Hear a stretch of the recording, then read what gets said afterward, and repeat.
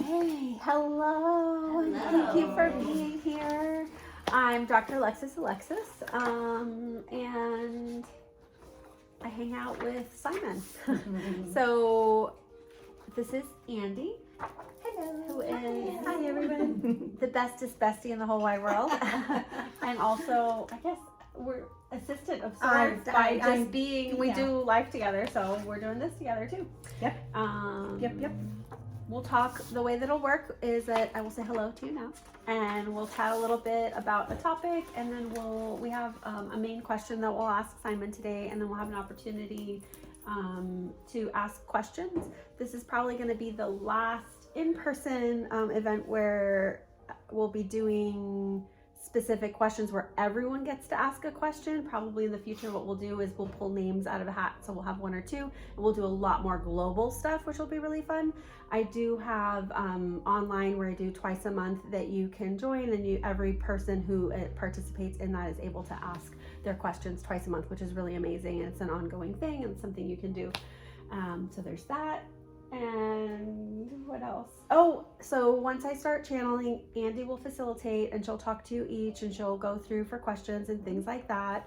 And then when Simon is complete and we wrap up and I come out, what we'll do is we'll have an opportunity for everybody to sort of process a little bit. If there's questions you have, or like, what did he mean about this? Or like, if just wanting to like connect about the things that we just experienced, because they're pretty huge, and they're not just messages, right? There's energy that is moving and shifting with you asking the question, you being here, and the response that you receive. And then after that, what we'll do is we'll do an energy transmission together of the expansion principle, which is the energy that Simon and I bring forward to the world, and we attune people to, and they go out and are practitioners and do sessions and all that fun stuff. So we want you to experience expansion principle, and then we'll wrap up. What we will say is, while we're doing the actual channeling, housekeeping. You want to do housekeeping? I could do the housekeeping stuff. Sure. Absolutely. So while she is channeling, what we require or request from everybody is to, let's not have like a conversation amidst us, like let's try to keep it dialogue with Simon and the person, and then we'll have the dialogue together afterwards. So just try to keep all your questions and comments maybe just till we get to the end, because sometimes we get excited and then it can be a little off topic. So we're going to keep it that way. So what else housekeeping wise? Was that pretty much it? I think that was pretty much it. I know a few of you guys are newer, so we'll kind of go around and like introduce ourselves a little bit before we begin. And if anybody is interested, for you two who are newer, you guys can give us your email address if you would like, and we can send out information by email. And YouTube is where this is going on. So if you're watching the replay, hi YouTube. Yeah. Expansion Principle Institute is the YouTube. So I wonder, can we just turn the volume up? It receives at the same rate. There's not a turning it up. You turn it up on your end. We need to get a microphone for you. Yep, we have one. No to self-bring microphone. Yeah. Okay. Yeah, when you have it on YouTube, if you have a good device and you put it up, the volume will get pretty loud. I've tried it out a couple times and it gets it pretty loud. Yeah. Sometimes Simon's soft and sometimes he's there was one time, one time then you hear all the other noises. That's what Janny was saying, that the background noise. It might have been our first time. We didn't we didn't know. But you've got the music down today, so hopefully that'll help. Because I didn't go back and watch the last couple YouTubes, so yeah. Okay, like it. It's good feedback. Okay, so do we want to maybe start out with, let's introduce ourselves, and maybe we'll do a little grounding just to kind of get ourselves sunk into the moment. Sound good? Yeah, sounds good. Okay. Before we start, because there's a few new people, so do we want, I'd like to actually talk about Simon just really quickly. Oh, is that cool? Sure. Okay. Yeah. So just for the sake of clarity and like information and things like that. So a lot of times, so if you're familiar with trance channeling, obviously the most famous is Abraham, with Esther Hicks doing that. So different beings come through different ways. Some are a collection of consciousness, meaning a group consciousness more than one, and they usually will refer to themselves as they or us or we, that kind of thing. We use pronouns for him to differentiate that he is an individuated single consciousness, not so much that he's gendered. We use that more because we have a tendency, he and I, to be binary. So he and I have lived, is it all of them? Yeah, all our lives together, and which is kind of weird and interesting and cool. When I was writing my first book in January of 2020, what he explained to me what we are, the concept of is binary stars, and I actually had never heard of binary stars. And so binary stars are always in orbit with one another. They can't go outside of orbit. They retain their orbit with each other. And so we do that. We are our origin, meaning, so we talk about origin as we're obviously all come from source, right? Like at the end of the day, it's all source, right? And where oneness consciousness and all that kind of stuff. But there's a moment for each individuated consciousness that we individuate, that we aren't source anymore and not what we are, but we are now individuated, right? And that moment is what we talk about as our origin, which is the first, in a linear way and non-linear way, our first experience differentiated. And he and I have the same origin, and we have the same first experience. We can go on and on. I have an entire course that talks about origin, so we're truncating it to about 45 seconds, but that's the essence of that. So he it's a little bit different than a spirit guide. So a lot of times a spirit guide or someone who comes to guide an individual, there's a different kind of relationship, and they oftentimes have lots of other individuals and other consciousnesses that they work with at the same time, because time isn't linear, right? And for us, it's a little bit different the way that we operate. So he's non-physical, meaning that he isn't bound by the rules of time that we are. He's not bound by the rules of space like we are. And so that's part of why the answers that he's giving you are a little bit different than a human person giving a reading. I give great readings, but it's not a thing like the way that he can access and tap into your information and what you're choosing. Yeah, go ahead. Has he lived the human experience? Because you said that you transition, trade roles. Yeah, we have done that too. Yep. So I'm just wondering if he has, he just still is not able to access a human way of expressing himself. I don't know. How do you mean? Well, because he lived as a human, so he knows what it's like to be human. Yeah.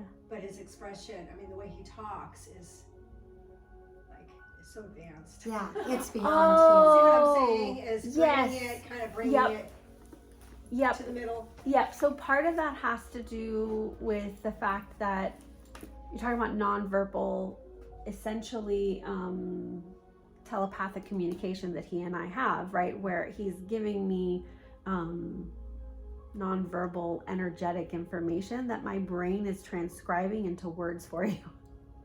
So it's these big concepts that you then have to, that have to be processed by my system.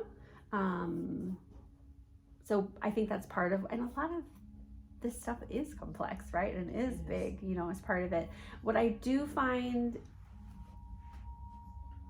where his experience as being human is really relevant to us is that there's a deep compassion. So even though he may speak really big and it's like, okay, what exactly does that mean? And that sort of thing, there's a big compassion that we've always noticed. And I feel like, part of my job is making more and more space, and the more space I make, the more clear he can be for you all.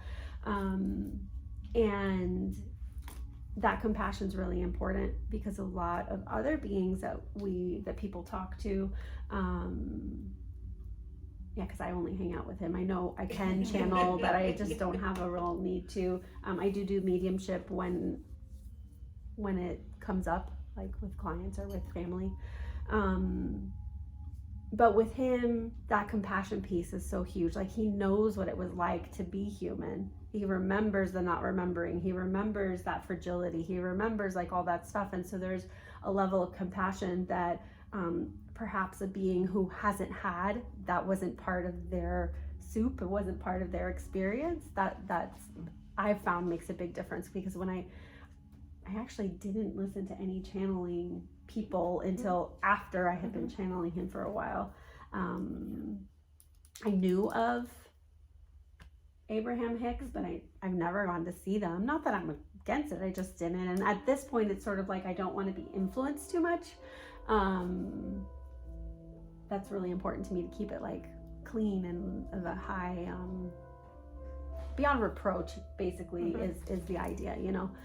But then the experiences we have, you can't make this stuff up. Like the first time we were here, he got very excited giving a message to someone about a unicorn. And it was just this excitement, a rainbow unicorn. Yes, These aren't just Isn't that so unicorns, cool? specifically a rainbow unicorn. My experience is where I'm observing him. It's almost like I'm sitting on a couch watching him talk to you, basically, is what it feels like. And so I'm like, what are you, this is a little too far. Like, are we serious right now? Like, this is a little absurd. And he's just like, and getting very animated, and I channel with my eyes closed, but I can like feel my body, obviously. And it's just, it was hysterical. And then he's going on and on about the horn and how it's plasma and just all of these details. And Andy was looking the other way. I had my head down making notes. And my eyes are closed. I wasn't paying attention much to the group at that point. I was writing notes. Yeah. And the young woman showed her arm. Mind you, it was still cold out, so we were all in sweaters. I hadn't seen her except in a sweater, and she showed her friend her arm and was showing everyone her arm. We hadn't seen it. At the end, she shows us she has a giant rainbow unicorn on her arm. That was amazing. It was really cool. That's really cool. So that's the kind of stuff Yeah, I'm that's sitting there exciting. making notes. I'm like, okay, this is really interesting. Unicorn. I'm like, rainbows. I'm thinking, I'm in, but I don't know what this is all referencing to. Yeah. Yeah, that was fun. Yeah, I love stuff like that though. That was neat. Just confirmations. Really cool. Yeah. I do have one question. I've been curious, like, has there ever been times where he would try to give you information and you don't know the vocabulary to it, but you end up saying it? Like using words that you've never used before, kind of thing. I wonder sometimes if it's part of that I was going to do. You know, you think sometimes when you're at a point in your life where what you're doing is unfolding and you can look back and think, wow, like how everything led you up to that. And I have a pretty big vocabulary, me, Alexis. I always read a lot as a kid. I loved words, always have studied a lot of that sort of thing. And so I wonder if I was being prepared to have a large vocabulary so we would have more access. So in general, I know most of the words. He sometimes makes words up, so he'll take part of one word That's and what I part was of gonna another say. word, Yeah. and he'll Yeah. make a word sometimes. Yeah. And that's odd to me because I'm very like, you know, I know grammar and like all the, you know, the proper, So that will happen sometimes, but I've never like come with a different language or anything like that. I have been curious. Adam asked that question once. Oh, and the he other did languages? speak to Adam in something. Remember? What? That was a long time ago.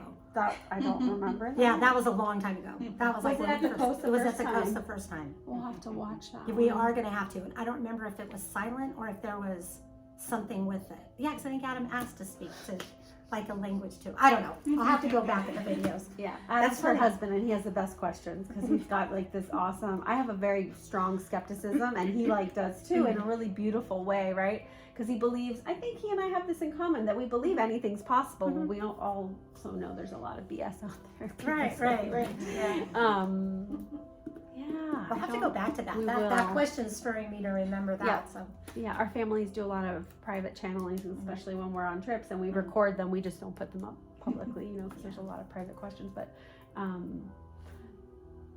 yes and no, right? Like, so they're combination. And sometimes we can't find a word, and so we'll just stop, and he'll be like, she Yeah. doesn't know what to say for Yeah. what I'm saying. So just a second, because yeah, I was Let's going to give say her a that minute. happens probably more than anything. Like Just sometimes a it doesn't happen a moment. lot, but Yeah. sometimes it'll be just a minute and they'll Oh, so translate. That's what that's about. yeah, Yeah. just a minute is I don't have the words for what he's trying to tell you. Is that my brain is Right. just needs a second because it's going so fast. Yeah. Because think about like you observing noticing yourself and then also speak. It's weird. It's very strange. They'll have like an inner dialogue, like at the Aquarius event. Remember, there was a time when they had to have a second, but I think that was when you're feeling kind of emotional over what Simon was talking about, Yeah. which was really amazing too. But Yeah. But the dialogue there, Mhm. right? When Yeah, you the say just a moment is usually he's An telling inner you guys dialogue, that yeah. my brain needs a second, Yeah. and or Yeah. my Or emotions physically. need a 2nd Mhm. or that. Physically, yeah, too. Yeah. Because sometimes Yes. I'll me, Alexis, will get emotional about something that he's sharing for you, or I'll feel your emotions or things like that. And so I try to like contain myself, and I was in private practice for a long time as an acupuncturist, and so you hold space for a lot of people, and I think that kind of prepared too, because I know how to sit there, you know, that kind of thing. But sometimes it's overwhelming, and so he'll be like, just a minute, because she's like having a moment.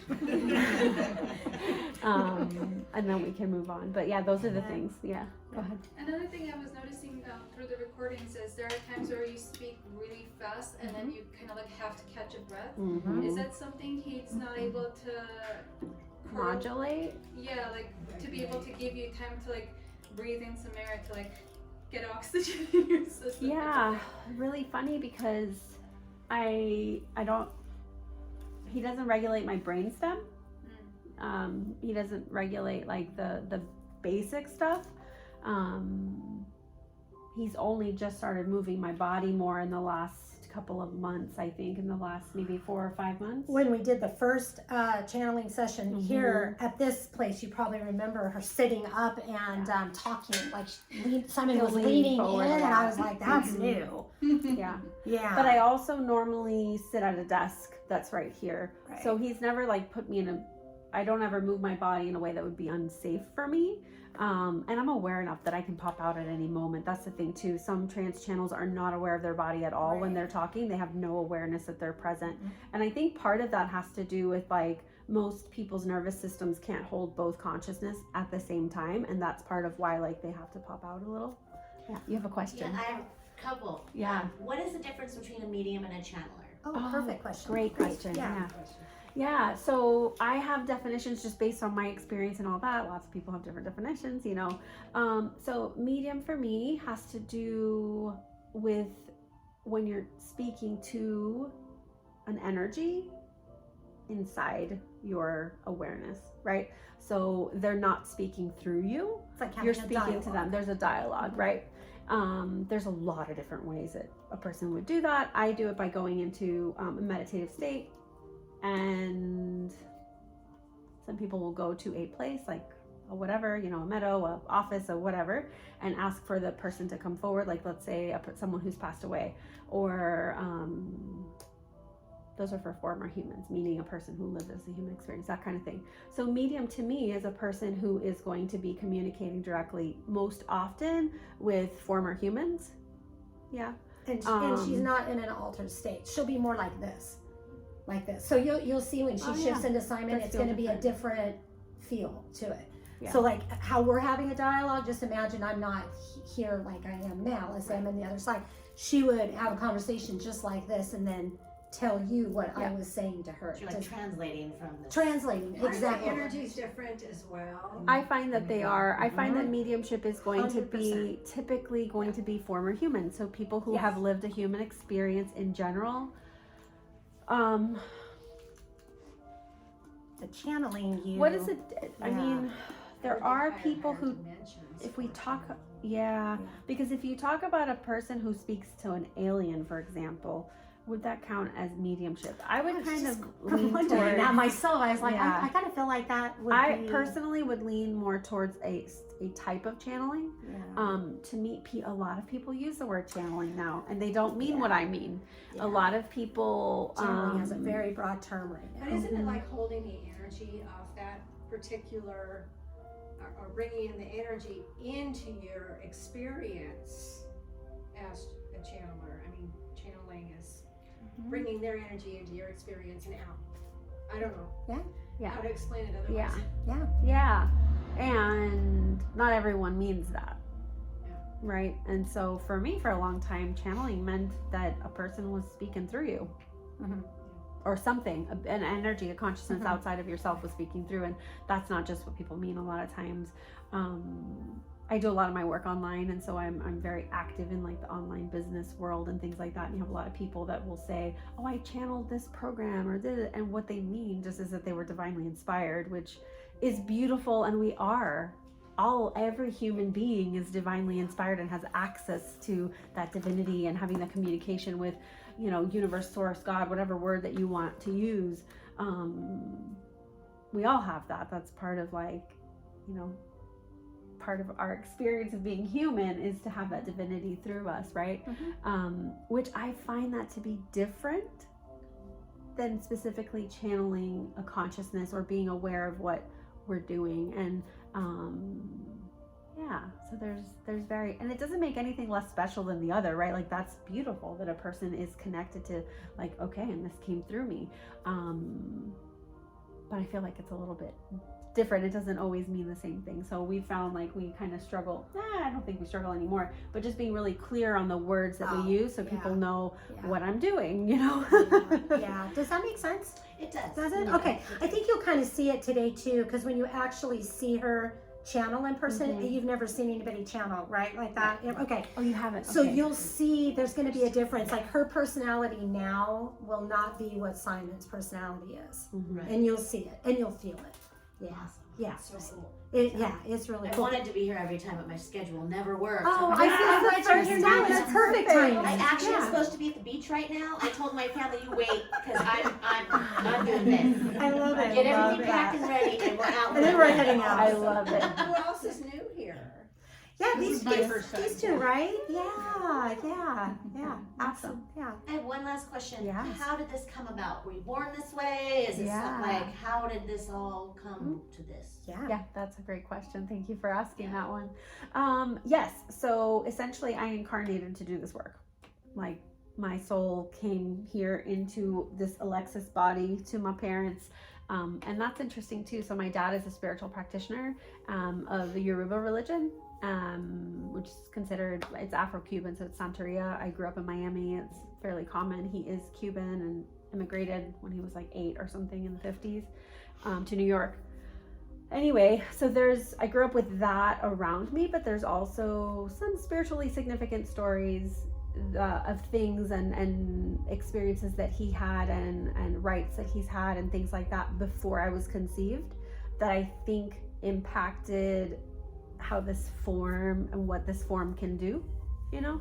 And then on my mom's side, I know that her grandmother, what do they call it? Like a Christian mystic. So they were all very devout in El Salvador, Christian people, and but she basically spoke to God and like would have these. So there was that. And family of it. It's like, yeah. So, but this is what's really cool when we stop and think of like each of us, like your soul decided to come into this form with these parents, good, bad, and different, because of what it offers you in your experience. Yeah, And I it- did. I picked real shit. I did.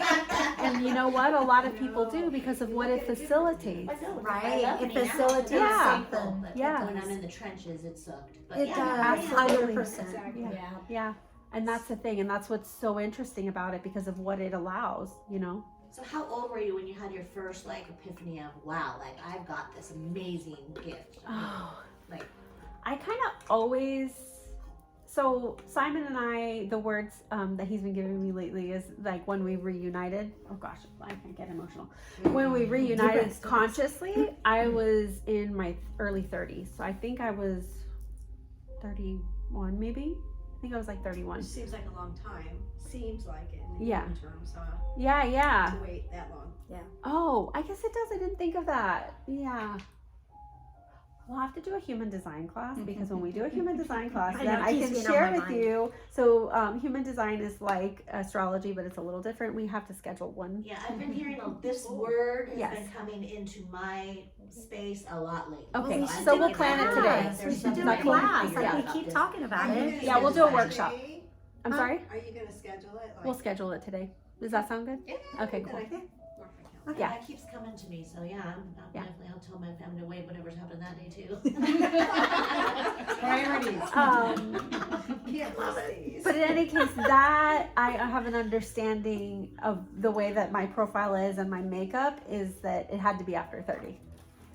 Yeah, because there's a lot that was occurring. Yeah. Anyway, we'll go into that in the I didn't human wake design up class. until like my 50s. Yeah. So it's like, Yeah. wow, Yeah. all that time of had I known, it could have changed my life. I'm still before. crawling out of bed, so let's But we, you know, we.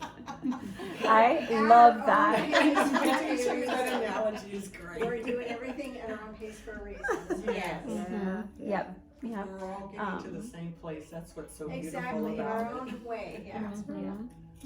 Yeah, but I remember being a little girl. It's funny because I think I must have had some sort of experience because the memory is too strong and it's always been there. But I was walking from our family room, living room area into the dining room, and there was a fireplace. And I remember just looking straight. There had to have been something there. I just don't remember that part.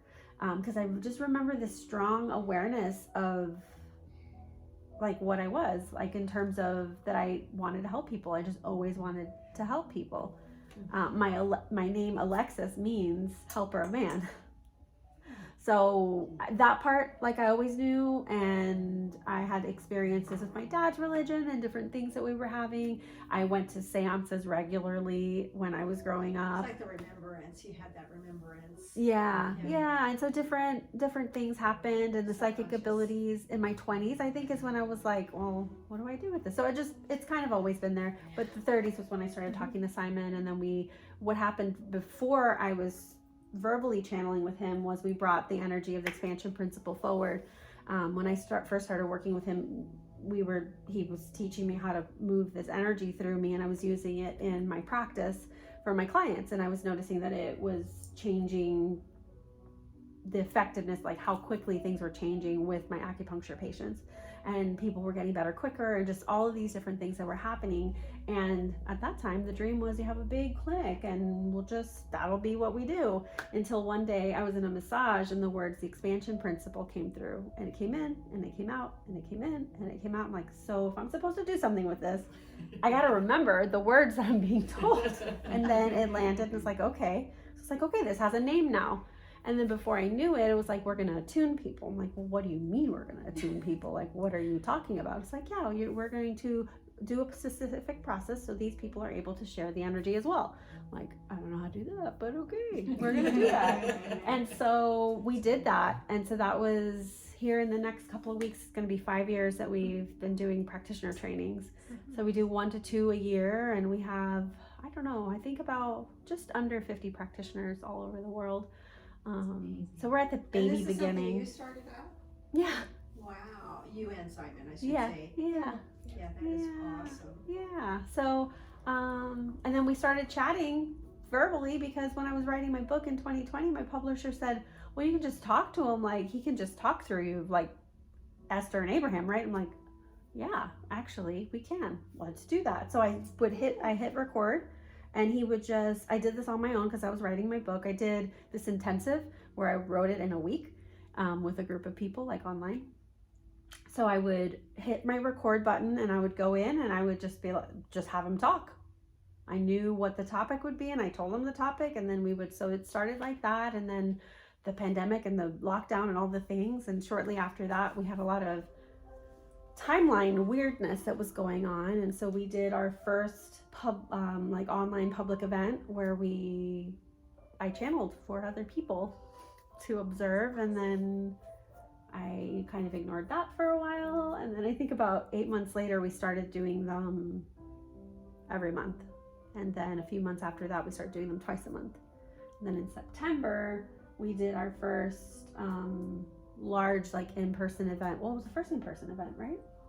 Talking about Shasta? Mm-hmm. Yeah, I guess so. Yeah, in Mount Shasta we did, and then now we're here in all the places. So Lucky us. Thank you so much. yeah.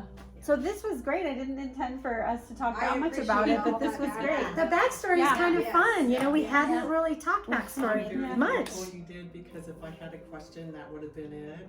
Huh? Is like, who is Simon really? Yeah. He's Yeah. not gender oriented, obviously, Right. but Right. where does he come Yeah. from, and Yeah. how he met you, and so Yep. that explained everything for me. Oh, so. good. Yeah, and the name Simon is just one of the lifetimes that we had together. Simon, yeah. Do you have a question too? This is great. This is great perfect, Susie. conversation. Yes, Yeah. absolutely. You're invited to ask One all of the them is questions. I've been curious if you guys ever existed on the planet at the same time. Oh yeah. But Lots you've of never times. met in person? Oh yeah. You have? Oh wow. Well, the other one is like when you two have a dialogue together, do you hear that his voice, or is it more your own voice speaking to you and you know it's just a message from him and not from yourself type of thing? So when I'm channeling or when I'm not?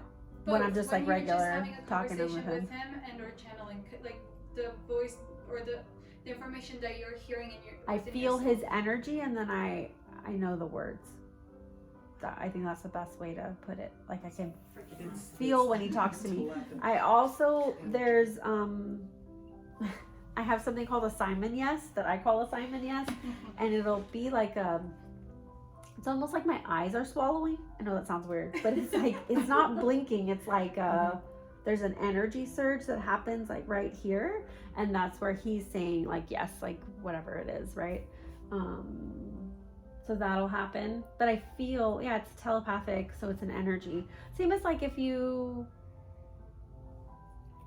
anybody's ever played with telepathy a little bit, like active telepathy of sending a message, you feel it more than you hear the person's voice. Although I sometimes do hear your voice. It's interesting. Yeah. But it usually, it's more you're feeling the vibrational, because everything's vibration. So that's going to be the primary thing that we're noticing is like the vibrational energy. And we all hear and feel vibration all the time. It's just, are we able to or become transducers that translate it properly, you know? I think that's why when she talks quick, it's a quick download. Stream So of she'll consciousness start quick, yeah. talking quick because she's trying to translate all that quickly. Yeah, so sometimes it's steady and then sometimes it'll just come on fast, like almost like a faucet's what it reminds me of when I'm hearing her. So the sensation feeling is more upper in your head area than throughout your whole body, basically.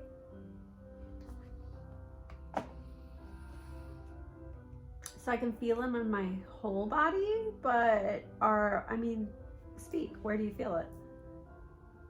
Really? No, ask, like, say, my name's Susie, or whatever, just so that you can. Hey Simon, does she feel you throughout her whole body or upper head? Yeah, Right. yeah. So, What did you what feel did you like? feel? What part of the body did you feel when you said it? The throat and back spine. Yeah. Okay. Yeah. So a lot of Yeah. times we feel our own consciousness predominantly like here, right? That's where doing exercises where we're really embodying. It's why a lot of people have anxiety, because we pop out of our body. So we're like half in, half out. And so when we're not fully in our body, we feel nervous and anxious and uncomfortable because a lot of reasons. But part of it is that being in and out, right? It's a safety thing. It's a lot of different things. But that's where you're wanting to do exercises where you almost feel your consciousness in your toes. Like what would your toes feel like? Like what are your toes thinking? Like that kind of thing. Because all of a sudden when you think that, you're bringing yourself into like the fullness of your body, because we primarily think like up here. And you know, even when you do singing, or like when you train singers singing with the diaphragm and like that, you know, all that, you're still talking about upper body, right? When you meditate, it's your whole body. Yep. Yeah. Yep, you feel your consciousness in your whole self. Exactly. Yep, totally. Which is really good practices. It's part of why meditation helps so many ailments, because it's bringing us into our body. And most of the time we're half in, half out. Most people, right? Not everyone, but a lot of people are half in, half out. And that's part of what causes all kinds of things like high blood pressure and anxiety, and depression's a little bit different the way that it works, but it's similar. And anyway, lots of things. All Now that we've talked about everything, that was amazing. I love that so much. Yeah, that was really good. Okay, so we didn't get a chance to kind of introduce ourselves. Obviously, we know that. Yeah, you guys know who we are. You want to start out introducing my yourself? name's Cheryl, and I met Alexis through Andy, through their friendship. But I'm actually Andy's mother-in-law. Yes.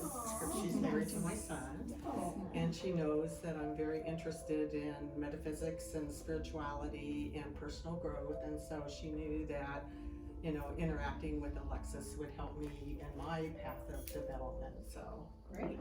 yeah. Awesome. Yeah. It's always awkward for me. But my name is Susanna, and I knew Andy, met Alexis through her, and met Cheryl. Yeah. Through the last meetup, and we're all, I guess, in the same space of wanting to grow and find out why we're here in it. Yeah. Yep, all that. I like it. I like it. I'm Tina, and I'm blessed to know these lovely ladies in this lovely town and this lovely shop. Yay! And I'm a frequent flyer here, but I've kind of been off the tarmac for a minute. I've had some health issues myself, and just my life's gone kind of wonky. But I'm here, and I'm super excited. And I too am on. I call it my self-discovery tour. I'm kind of on this magic carpet ride. I've been walking the life of a goddess since I was a teenager, and always following that path. And I feel like it's time for me. My ascension started in December, and I've just been,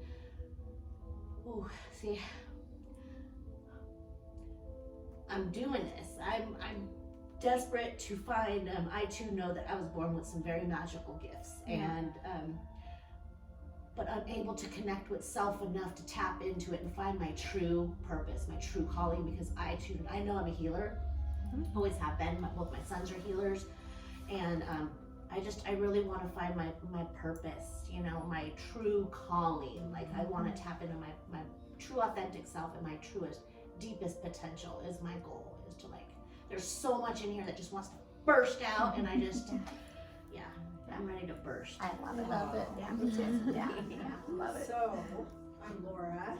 Some of you know me.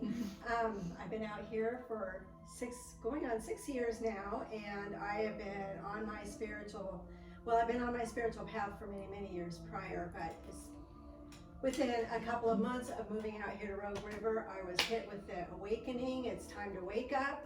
I was shaken by Creator, I was depressed.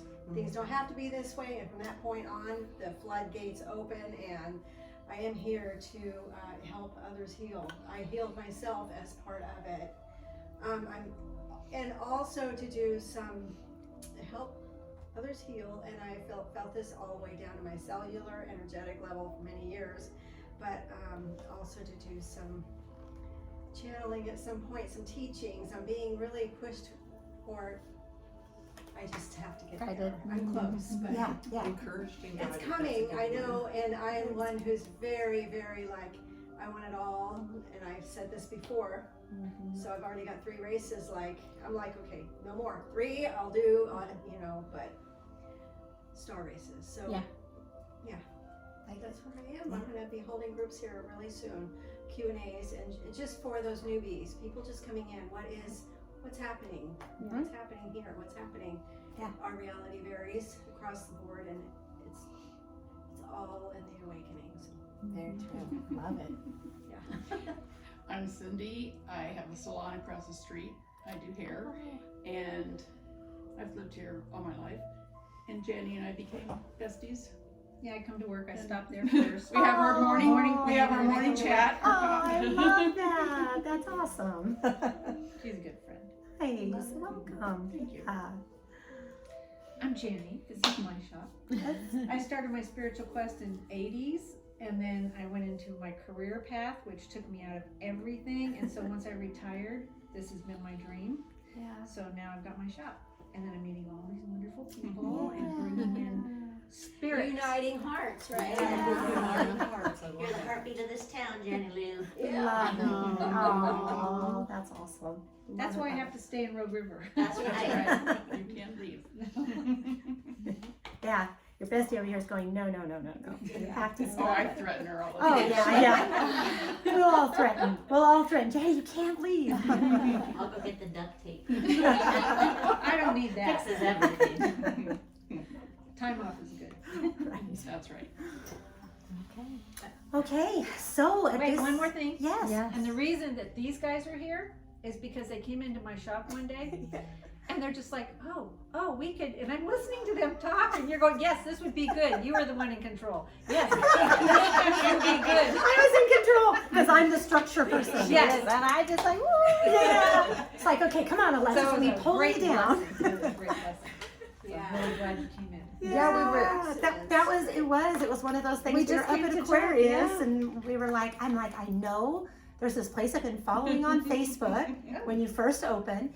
I'm like, let's stop and take a look at it. And it's like, do we have enough time? I think we have enough time. Yeah. We should try Yeah. anyway. Yeah. It was a few minutes. Come And so on. we Yeah. came in, and we didn't come in to talk about an event or anything. We just came to No. shop and We to just check came it in to- out and Yeah. And then we're like, wait, she's Wait, we got could- events going on. I love that you As reflected heard our that. We were conversation. totally touching souls. It wasn't an accident. Yeah, we it were was like, pretty what? cool. Then we start talking to you, and Yeah, we must And have here been we funny are. to observe because we do Oh, that. I'm Like we're not. sure. It's not complete sentences. yeah, we're like, it's just like. yeah, we've known each other so long now. It's like we can do half sentences. Mhm. Yeah, I'm sure you guys understand this. Half sentences, you're like, yeah, I know that. I speak Alexis, is what you say. Yes, you do Yes. speak Alexis. Good thing. Good thing. Oh, okay. So before we go into the channeling, do we want to do maybe a just kind of okay? All right. So let's everybody just put both your feet on the floor, and we're gonna close our eyes. And what we're gonna do is we're just gonna take a few deep breaths and just kind of get ourselves grounded. So let's take a deep breath in and release it out when you hit the top. And when you come down to the bottom of that, push it out just a little further with your diaphragm. And let's take another deep breath in and release it out. Just let your body sink into it and push out at the in breath. All right. Let's now imagine a light coming from Father Sky above, and it's going to enter your crown chakra, and it's going to drift down to and through your body, just filling your body up with light, love, sparkles, and it's traveling down through your body and your arms and your fingertips, coming down through your legs, and coming down to Pachamama, the earth. And we're going to lovingly ask Pachamama to take that energy and gobble it up. And in turn, she's going to return energy coming back up through your body with warm, nourishing light. And it's going to connect with Father Sky's energy as it comes up through your legs and up through your body, through your arms, and imagining it connecting up to Father Sky. And it forms a nice grounding column. Let's take one final breath in. Release it out. Push it a little further out. And when you're ready, you can open your eyes.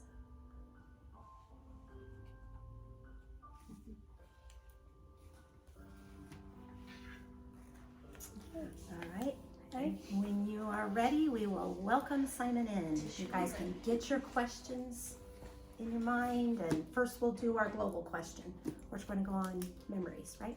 Yeah. Okay. Do you want to write something, or you feel good? I think I can pretty much, yeah.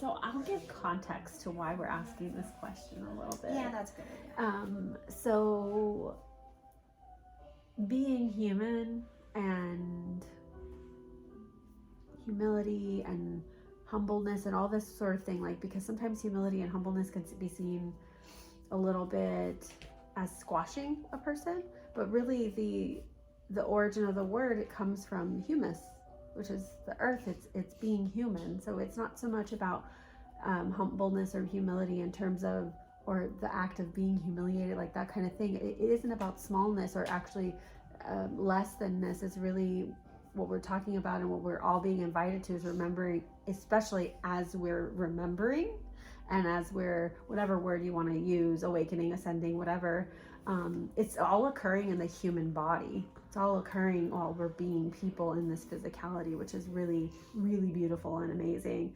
And in that, part of it is this concept of memory has been coming up for both of us. And I was watching a movie called Infinite, thank you, with Mark Wahlberg. It's just a couple years old. It's somewhat new. It's really good. There is some violence, like a lot of these movies that are really excellent with these kind of themes. They're usually people fighting in them, but if you can get past that part, it's great. And it's this group of people that remember all of their past lives, all of them ever.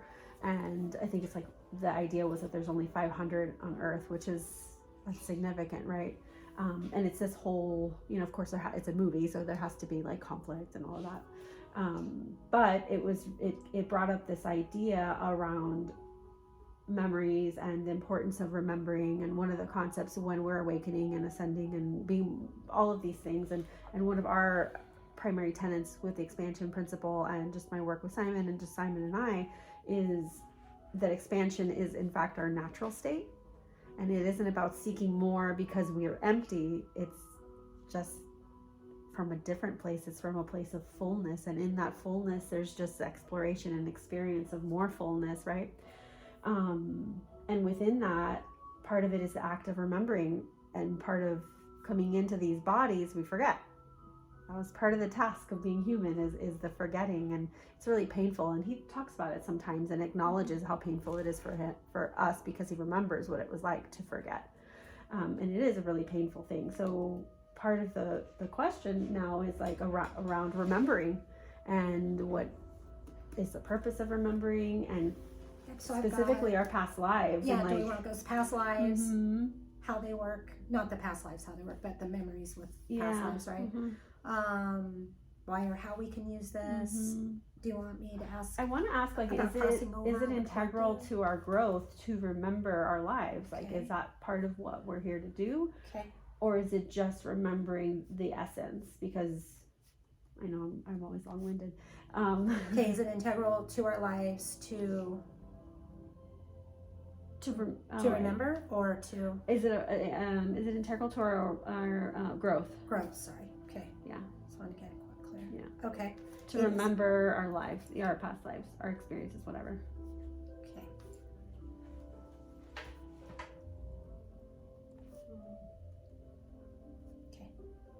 That's enough. He'll Yeah, think more he'll than, be. he Yeah, gets he's what we're talking about. vibe on it Yeah, too. but I wanted to give you context and a little resource. So there's a lot of cool movies that have those sorts of concepts, but I've never been someone who has to run around chasing my past life remembrances. Like, I just never really needed to do it. Some people really feel drawn because it's what connects you to the going forward. And I feel like I had this, and in our human design class, we'll talk about these different aspects of like, not just the remembering, but like what fuels us and things like that. And, so I didn't really need that, but we've been talking about it more, and Simon's been bringing things up in terms of our mission and purpose and the things that we're doing and the things we've done in the past before. And it's becoming more evident that I might need. So I'm curious, like, how much do we need to remember? Sometimes to me, it's felt like a lot to remember for a lot of different reasons. And so it's part of why it's like, oh, well, do I really need to, Or maybe just for some of us, or Say that again? maybe just for some of us and not all of us. To remember, yeah, To remember yeah. why for Mhm. some. Yeah, really curious. Yeah. All right, so that's the context. Let's do it. I'll Yep, see you in a little while. Yeah, and after we do this, then whoever We'll take a shopping trip. Huh? feels called, can ask questions. I'll guide you guys through that. Okay.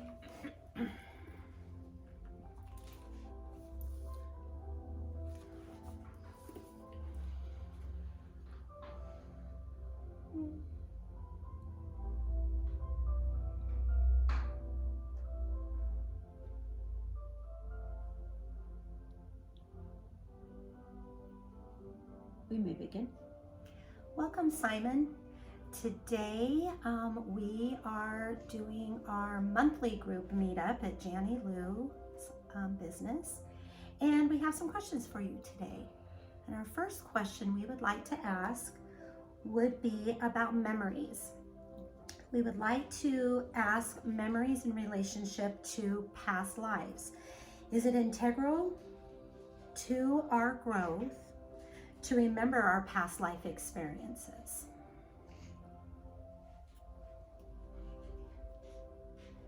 Yes, it is quite important when we're speaking of this concept in its totality that it isn't just past lives, as you all know, that it's non-linearity, yes? And in the non-linearity, just a moment.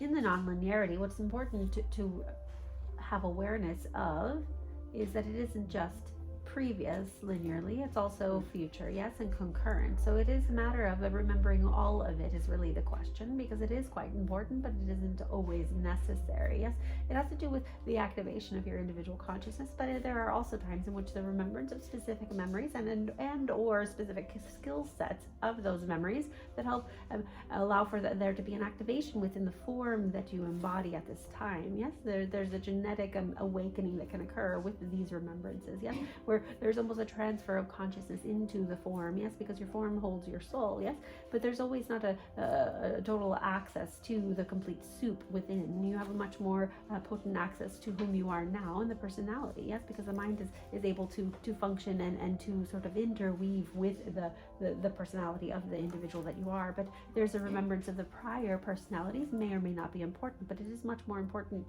to remember the way that the essence expressed itself, which is quite a bit different than remembering the personality. Yes, allowing for the way in which the individual, the skill set, this can come up and can be quite important, because oftentimes the skill sets that one carries are quite potent in the current iteration. Yes, it's also quite important to have a recollection and a remembrance and a relationship with not only the origin but the totality. Yes, your totality is a bit different from the origin, but sometimes it is not. Some beings, such as myself and Alexis, we reside within our origin, even though we have experienced many others. So it's almost like for some individuals there's the alpha and the omega in their origin. Yes, it's their beginning and their ending. It's the completion, it's the totality. Yes, and so in having a remembrance of specific past lives, future lives, present lives. Yes, and when we say present life, what we mean is concurrent experiences. Yes, the multitude of possibilities.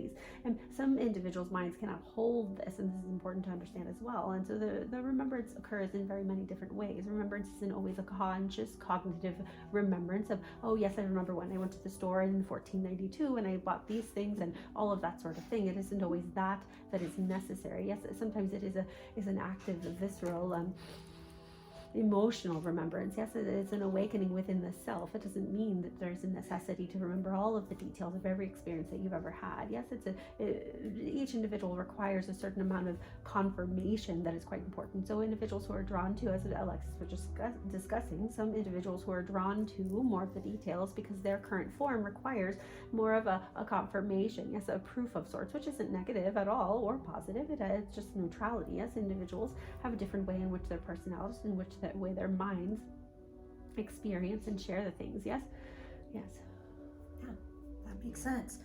So it's more of an emotional remembrance. So how does that work for us? Able to let me rephrase this.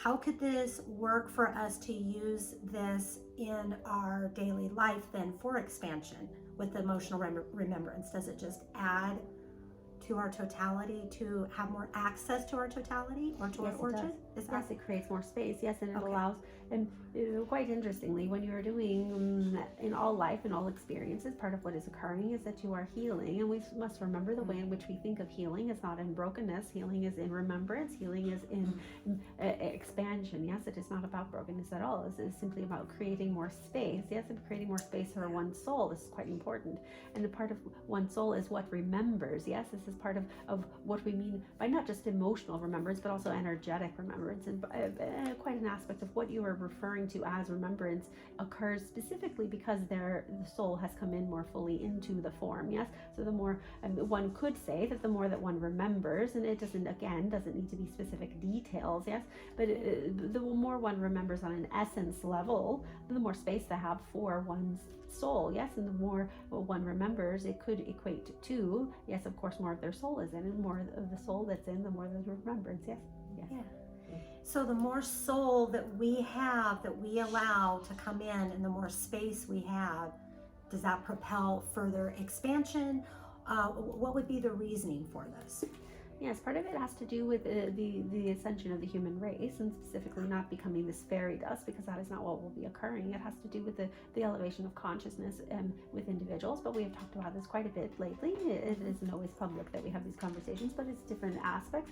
The restoration of sovereignty on this planet Earth, so she's no longer yes, infiltrated with negative energies, yes, and also so that she has the sovereignty to be able to expand and have her own experience, because it must be remembered that the planet Earth is having her own ascension process and her own experience in and of itself, yes, and also the individuals that are on it. And so what is occurring when you're creating more space for yourself, and it isn't so much that suddenly you have more soul, everyone has the same amount of soul, yes, it isn't about that at all. It has to do with how much consciousness, yes, how much consciousness is able to reside within you in any given time, yes, because your consciousness is much larger than your physical form can withhold and withstand and be able to have that energetic flow through, yes. And so what this means is that by having ability to clear out things that do not need to be there within the form, yes, this is what the healing does, is it creates more space to allow more of the consciousness into the beingness, yes.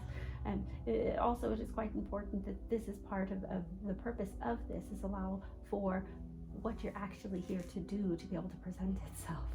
Because what is happening previously is that there's a lot of the human aspect. Yes, there's a lot of the karmic aspects. This is quite interesting because the idea of karma has gotten quite an upside downness to it. Yes, but it quite has to do with being human. Yes, and the perpetuation of it. But the more space that you make, the less that you are subject to that. Yes, karma has to do also with, this may be uncomfortable for some individuals, but it is quite important to understand that there's a little bit of an enslavement that has occurred, and this is not to be afraid or to have any kind of discomfort around. This is also just an understanding that they're part of what you're doing and part of the work that you are all here in the remembrance, or as she said, getting out of bed, yes, which is quite a lovely way to put that, is getting out of bed and getting to work, yes, in quite a beautiful, playful way, yes, instead of not allowing oneself to be augmented. You get out of bed and you allow yourself to be augmented each day with quite fullness and quite loveness, yes, and in that, what is most important is then you allow for there to be freedom, and in each moment that more of your consciousness is present, it quite naturally allows for there to be a sovereignty. So that must be remembered with the remembering has to do with an activation of sovereignty. This is why you are remembering and assisting others to remember, because it activates sovereignty within oneself, yes, which is one of the primary things that is being restored in the work that we are doing, is allowing for there to be a restoration of sovereignty, because it's quite important, yes. Yes. Speak to us a little bit on the concept of karma, because there's a lot of definitions about how people feel about karma. Some people might think past life could be somebody did something wrong to me in this life now, or this past life, now this life, it needs to play out in a certain way.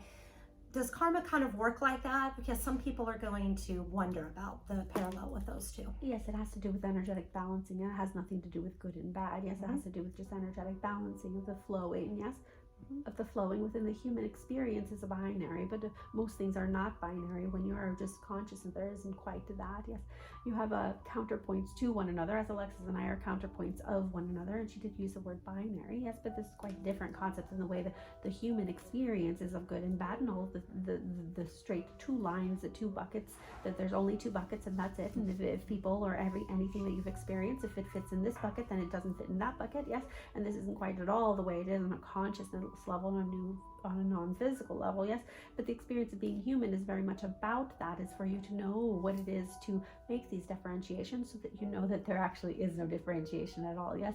And so within that experience, that's where the karma comes in, this idea of the flow and rectification of energetics, because within the energetic structure, there's specific energetic laws that exist within the human experience, yes, within the human dimensional realities that don't pertain quite to the entirety of the universe, yes, or the multiverse, or whatever it is, dimensional verse, yes, as we've been using lately.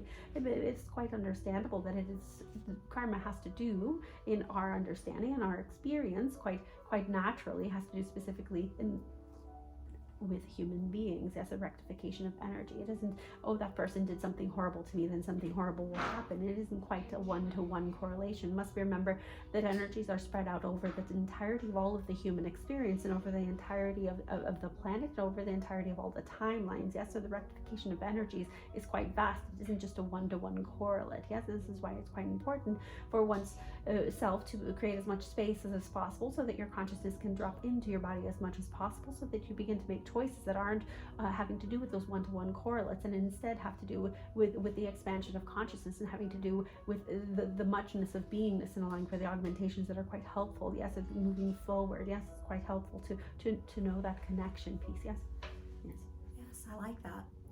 So we talked about matrix the matrix around us in our last conversation here at Janny Lou, and I feel like the matrix and the memory are correlated somehow. Can you speak to us about that? Is there a way that maybe we use our matrices to access our memories of the past life? Or, I don't know, I feel like there's a connection there. Yes. Are you discussing the matrices in terms of each particular word and each particular experience and each particular item? Yes. Yes. Yes, and what we're speaking of is when an individual, for example, mother, the word mother, and all the mothers that have ever existed, put into the pot, if you will, of understanding of an experience of mother. Yes, and in that, it is specific. This is part of where the human beings get their conditioning from. Yes, and so it's quite important. And this is an aspect of the memories, but it is what we discuss memories that is beyond the human experience. Yes, the remembrance has to do with the totality of any being, which isn't human. Yes, it is beyond humanity for many individuals, and the totality of consciousness is what we're discussing with the remembrance, where with the matrices it has to do with a mechanism within the human experience. Yes. Yes, the way that information is relayed is a bit different when you're a non-physical. Yes, it's more of a, for example, there's not a staticness. It goes on and on and on. Where on the planet there's more of a staticness because there's specific reasons for that, having to do with the way in which consciousness evolves. Yes, and specifically having to do with there isn't a correct word for it. Yes. Yeah. Okay, my last question then, it kind of goes off of what you just talked about. So when we do cross over and our memories come with us, can you talk to us about what happens to our memories with them? Do they go into a collective where we can resource, everybody's experiences and memories if that's something we choose? Maybe speak to me a little bit on that. Yes, there's avenues of flow. In some ways, all of the information flows into source consciousness. Yes, and so all remembrance, if one so chooses sovereignly, it comes into source consciousness. This is what is being discussed when there's aspect of shared memory, because individuation has to do with expansion of source. The reason why individuals differentiate and are individuals to begin with is for source is part of its natural expansion. Yes, and it wouldn't be possible for it simply to exist, although it's quite difficult to think of that, but it is quite important for it to expand because that is a natural state of allness. Yes, of allness. It simply expands. That's why it existed. This is why life exists at all. This is why consciousness exists at all, because the natural state is one of expansion. Yes, it just is. From nothingness there's everythingness, and it goes on and on and on. Yes, and quite a lot of specifically, what else was there? About crossing over and how our memories, so do our memories go into this collective, and can we access other people's memories by them being put into the collective? So maybe we don't have to go experience that ourselves. We can experience it through what other people have already experienced, and maybe we learn in that direction for expansion. Yes, you're discussing sort of a network sharing. Yes, right. Yeah, this is part of what happens when all these things go into source consciousness. Source itself knows all its things, so the individual consciousnesses of source can ask back to that and connect to it if they so choose, meaning you can tune into that if you so choose. Yes, but certainly non-physical beings have a much easier time than physical beings, because physical beings aren't sure if it is or not, and non-physical beings are quite aware of what is and what isn't. Yes, because there aren't the forgettingness, there's a totality of remembrance. Yes, and that's part of why there's so many beings and so many energies when they're non-physical, particularly where there's even what you would refer to as alien races and such of that. They have evolutionary processes that have no longer require them to have physical bodies, and in not having physical bodies there's much more remembrance. Yes, and even within that sometimes some of them don't choose quite rightness of sovereignty. Yes, but that is another matter altogether. And what is most important at this time to be understanding is that there is the aspect of being able to tap into, specifically when you're discussing being a human being and being able to tap into the remembrance. This has been many times talked about as the Book of Life, and or talked about Akashic records and things like that. Alexis speaks of it as a spiritual spook, and the ways in which with the expansion principle, the way you can access it with the illumination process and the illumination scaffolding. Yes, all of this has to do with exactly that, tapping into, and there's a network sharing, if you will, with that when sovereignly chosen. Yes. Thank you. Yes. Absolutely. Okay, we are now going to ask for some participants to ask questions if we're ready for that. Yes. Okay. All right. Who would like to ask a question first? Anybody want to volunteer? Yeah. Sharon. Sherry? Yeah. Thank you, Simon, for being with us today. I don't have a question, but I just want to show gratitude towards a lifelong question that I've always had. Many years ago, I read a book where an author had written that what he stated that what you are seeking is causing you to seek. And so that raised a lot of questions for me about karma and why we forget things. So the topic that you discussed today reaffirmed what I have just recently discovered on my own. Finally, the mystery has been solved, that it's not important for me to remember my past life cycles, that I'm not in a linear time frame, and that today, where I'm at, I just need to be a lantern that carries that light and that wellness and that upper type of vibration that benefits the earth and others. So you kind of confirmed that for me, so thank you. Yes, what a beautiful illumination. Yes. Thank you, Sherry. All right, Susie, do you have a question? Would you like to go next? Sure. Okay. Simon, I've been noticing at times where I find myself in situations where I could read something, or I'm sitting in a room and all of a sudden there's this heavy feeling where I need to say something, but I don't know what it is. And I'm wondering if some of the images that I'm seeing visual-wise and the feelings I'm feeling, are they supposed to be preparing me for something, or is it just my human consciousness striving for something that is not even mine? There are multiple aspects that are occurring. A part of it is there's a masking that is happening. Yes, there's a difficult masking that is occurring. And there's also the moving forward of, just a moment.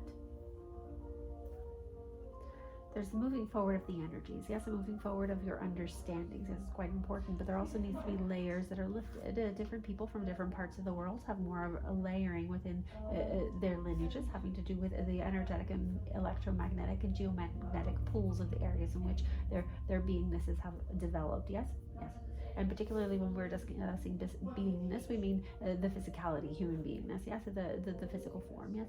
And so an aspect of what is occurring at this time is that some of the images have to do with lifting up of the negativity, yes, of this having to do with those particular geomagnetic disturbances, yes. And also what is important to remember is that you are welcome to lifting those up, and that will allow for their heaviness to be lightened, which will allow for you to no longer restrict yourself, and so that you can just express when you know it is open for you to be expressing, yes? Is that adequately clear? Yes and no. Yes. I guess I'm wondering what the expression is. Is it my own? Oh yes, when we speak of expression, we mean your consciousness expression of yourself. Yes, it's the way it would like to express itself through the filtration of this beingness named Susie. Yes. Yes. Okay. Thank you. Do you have further clarifications or questions at this Oh, moment? Yeah? yes, of course. Okay, sounds good. All right. Who feels next? Laura? Kind of feels like you. I wish to keep it open for any messages that Okay. Simon may have for me. Yeah, perfect. Right Okay.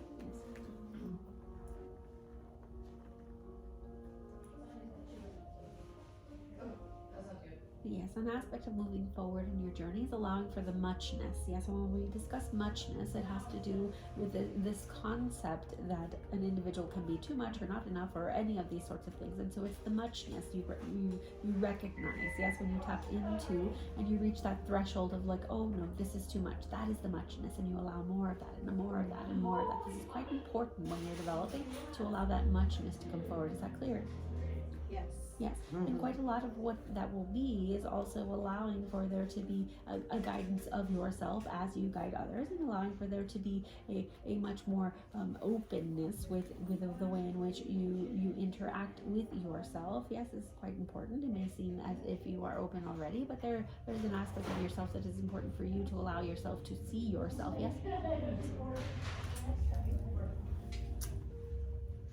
More questions? Yeah. So for me to see myself, I'm not sure I understand that. Yes, you have a hidden room within your beingness, yes, and it is time for you to open your hidden room so that you can see more of your totality, yes. It is quite important for you. Wow. Okay, thank you Yes. very much. Would you like to ask about anything else, or does it feel good? No, that's good. That's good? Thank you. Okay. I'll explore that hidden room. I like the later. hidden room. That's amazing. Yeah, I love it. I think you're next. And you're Tina, right? I want to make sure I got your name right. Okay, Hi, perfect. Simon. I have way too many questions. I'm just gonna leave it open. Also, do you have a message for me? Okay. Oh, yes. Just a moment.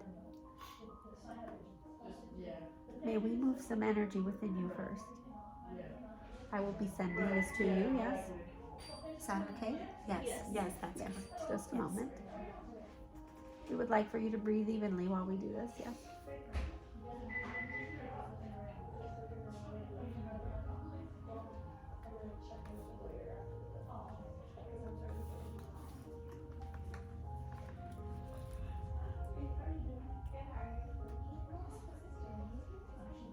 Yes, there are individuals who experience lifetimes that are quite significant to them that don't have to do with being a physicality.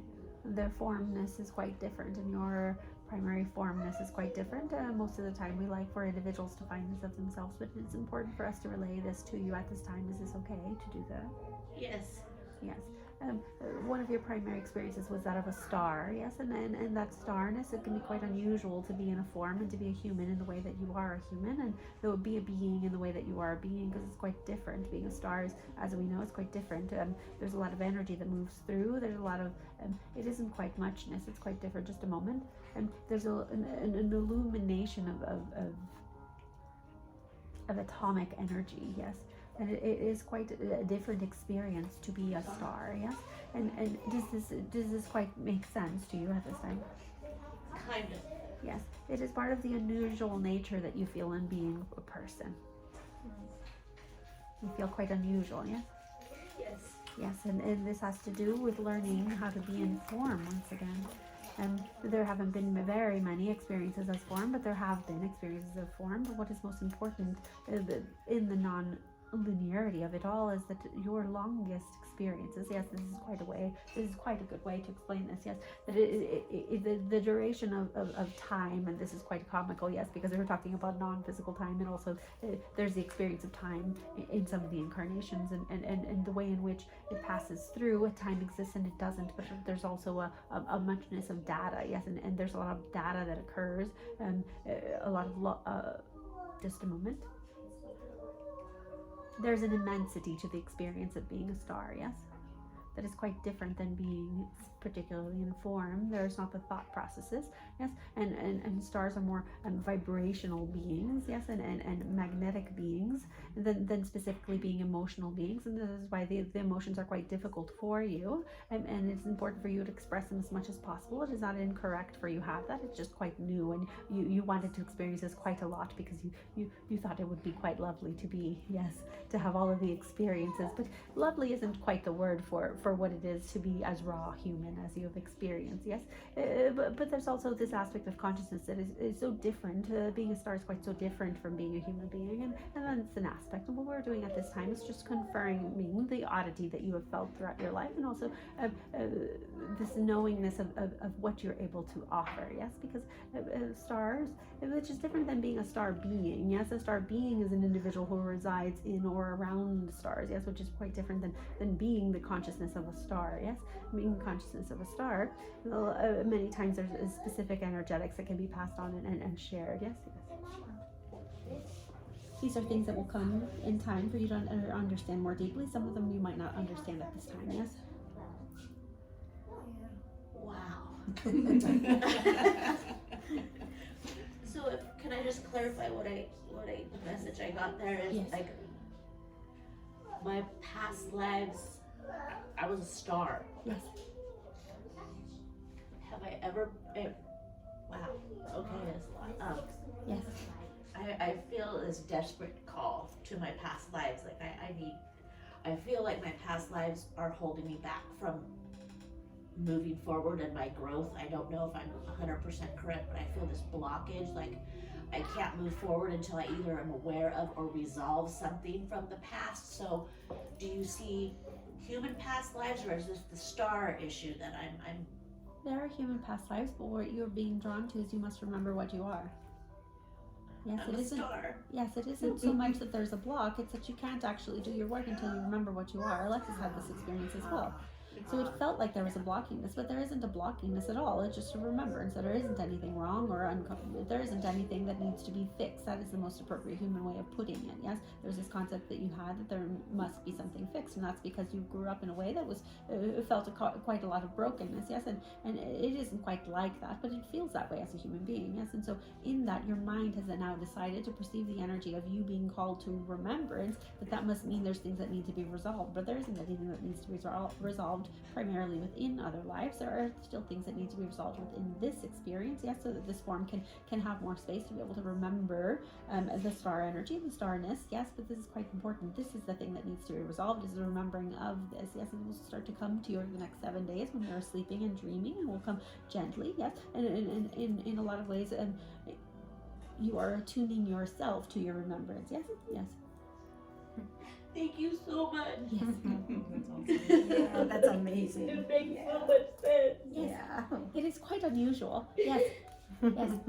And what must be remembered is that all of that these things are non-hierarchical. And when individuals incarnate as human beings, the mind likes to make everything incarnated as like, oh, how special Tina is because she is a star and I am not a star. These things don't need to be happening. Yes, it's so much that it is all beautiful. It is all important in the expression of all of it. Yes, yes.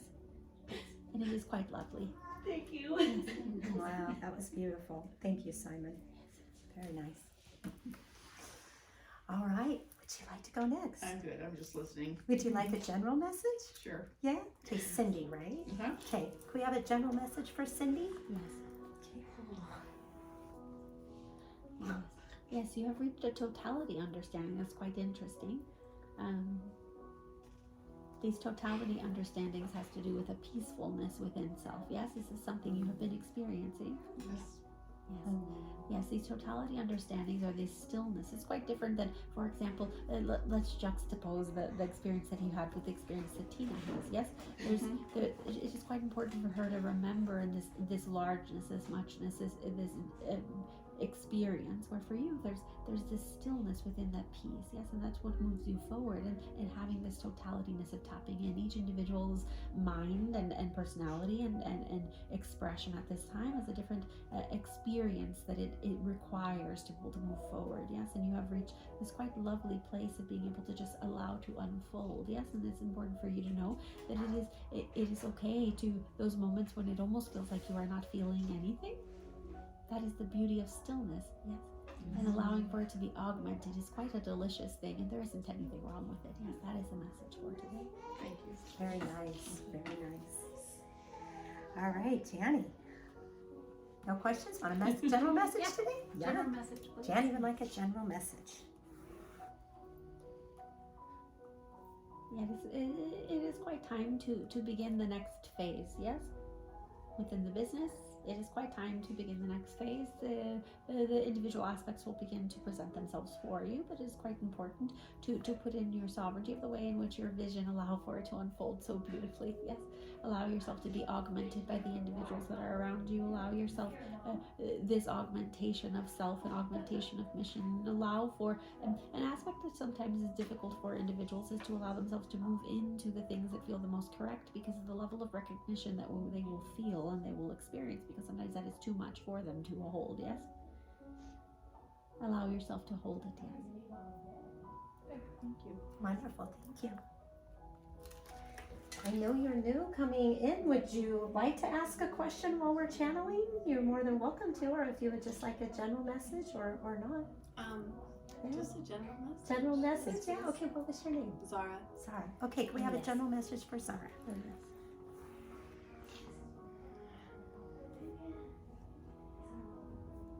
Yes, are there multiple beings in your life?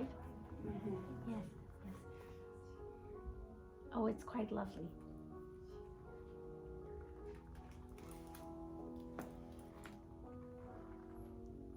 Do you have specific questions about the unfolding of your path? It feels as though you have specific questions.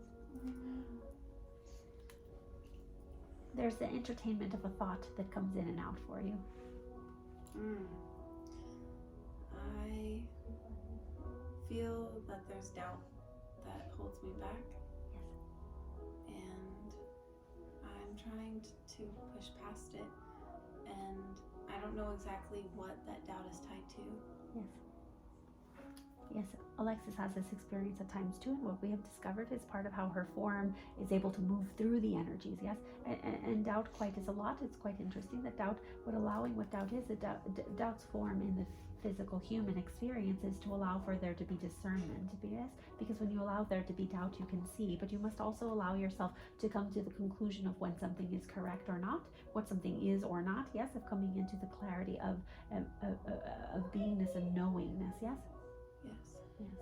So altering the relationship with doubt, yes, allowing for there to be much more interest in the doubt rather than there being something incorrect about the doubt. But oh, how interesting that I am doubting that. Does this mean that it is not for me, or it is? Have I concluded my discernment at this time? Must I discern a bit more? Yes. I see. Yes. Thank you. Yes. All right, thank you, Simon. I think we are complete. Yes. There are messages for you, but we will leave them for another day. It's quite important for us to have conversations quite soon. Yes. Okay, sounds good. Thank you. Hi. Oh, right? So wonderful. I'll talk to you later then. I usually don't like to publicly ask people, do you want to have children? Okay. Yeah. Oh my goodness, that was wonderful. Wow. Yeah. I'm so happy. I am too. I am And there too. was a chair open. I was Yeah, like, there was. I was like, come on in. That's, yeah. I got It was- chills when I walked in. I was like, oh, the energy is very strong in here. Isn't it? Yeah, he's Yeah. Yeah. So, Tina, going back, I mean, there's so much to talk about, but going back, since she's talking about the energy being big, now you see the difference with channeling, right? Right? It's a whole different Just a thing. bit. I like that. Yeah, so after you experience it, really you go, oh, yeah, hi, Nicole, come on in. Hi. Yeah, we get you guys a chair. Oh, it's okay. You're okay? Yeah, say, Jenny, I'll get you a chair. Hello, Maya. Take this chair. She might like it better with Yeah, her standing. Yeah. Or standing, is standing Maya easier likes for it you? better. Whatever you want, for sure.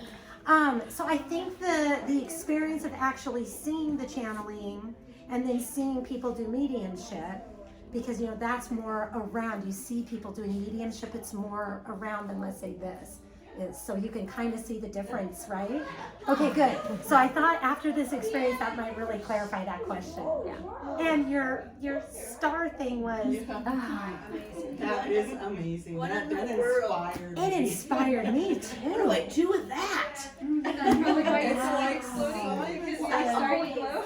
You're gonna get more information though. Yeah, the next 7 days I'm gonna be super attentive. the beach today. Oh no, that is my church. I am going to that beach. Oh yes, I am. Tonight, right? I can't wait to see you next time and hear the unfolding of your experience in the next few month, weeks, however. And it's Right. funny because my big send off for my Ascension Action I rocket shipped in December right around my birthday. I took off and I haven't. My eyelashes started turning white in this one eye. And since December now, I literally have not one black eyelash left. You can even see the bottom, they're completely white, just in this one eye. And my dear friend looked at me and goes, "What's going on with my eye? Like all my lashes are going gray or something." She goes, "No, you're a star person." Oh my And I was gosh. like, "Oh, I like that. I'm a star person. I'm a freaking star." Yeah. Which is unusual. Like Wait, hold on, guys, hold on. Okay. It's unusual and it's not. So part of we recognize things that we're aware that we can recognize. Yeah. Because it's difficult to put language to something that we don't have language for. You know what I mean? So you've always known something, but until you have the language for it, you can't say that's it. And that happens to people a lot. And this is why connecting and being in community is so important, because it's like, yeah, that's it. Yeah, that makes sense. Yes, that. And that's part of why, because as human beings, we require language to understand what the heck all, because energy is everywhere. And it's all like we get transmissions and energy and frequency and all this stuff, which is amazing and beautiful. But this form has to translate it, and if we don't have, you know, the mechanism to do that, most people aren't even aware that being a star is a thing that you can, that can be an experience that you have. So it's not, yeah. Would that be part of the reason why that's like so many things about my this personality that I currently have in this shell that I'm in, but Yeah. I've always been like this, just goofy, funny. Like I walk into a room and people say, you just brighten it. You walk in, you don't have to say a word, and you just have this energy about you. And it also goes when I'm in a downward, like in one of my depression modes too. I can suck the energy out of a room, and it's like a black hole. So it's been like What happens to start? That's what I was just gonna say. I mean, that's basically what stars go through. I felt like that strong, crazy polarity my whole life. It's like I know that I've got so much to offer, but then I doubt myself in my childhood. I have a lot of trauma and that I carry, and I still have to work through. But wow, that is. Well, it might be a really different experience for you to walk being as a human being versus having an experience prior as a star. You probably feel not at home here. Very uncomfortable. Yeah. Trapped. Right. Back. Yeah. Right. Absolutely. Go ahead. No, that's my thing. It's like inside my soul, I have to go. It's like, I'm not content with just this. I'm more than this. I have more to offer, that it's frustrating. Yeah, like, it I'm is. frustrated. I get it. I just don't feel like I'm truly shining like I want to. And that makes so much sense. Yeah, because there's a part of it that this physical human can't do that. A physical human can't be a star, and yet you can at the same time. But it's reconciling the different experiences that you're having, and in the remembrance, you're going to also remember why this was important. Yeah. Yeah, because that's my thing, is I always go to, not for an excuse, I feel it. I know it. Like, it's a knowing. Like, there's something, maybe not a block. I always use the word blockage, and I don't feel that's the right language in itself, but I feel held back, or I feel like I can't reach my true potential until I understand something from my past. Yeah. I think that is pretty much what just happened today. Yeah. The timing, Which is interesting, because it started happening before we even started talking to him, because you started crying pretty much right away. Yeah. Well, and I think it's really interesting that we talked about the past lives and the timing. As soon as you wrote down the question, I was like, this is for me. I was just like, this is crazy, because we were talking about this on the way up, what we were going to do today, but it always parallels into our spirit led every exactly. Yeah, and I always felt like I had to make good on something I did in the past, or process something I did in the past. Like, it was a negative thing. I just had to understand something before I could move forward. I just felt like I was being pulled back. Like, you can't go yet. Like, you have to stay here until you figure it out. And I was like, no, I want to go. And I said, no, you're not going yet. And I'm like, no, I'm freaking going. Yeah. Wow. Incredible. Yeah. What's your next tattoo? Well, I already got the star, but I'm We need another one. It's a shooting star, ironically. I love it. Maybe you need more. You need a Oh yeah, I'm gonna just be a galaxy. I love it. I love it. And it goes into what he was saying earlier about taking the memory now that you have of that and bringing it in and giving yourself more space to keep allowing more of that in. That was what that whole conversation was. So the more you allow, the more your totality can come. Right? He was saying that this at the beginning. Yeah.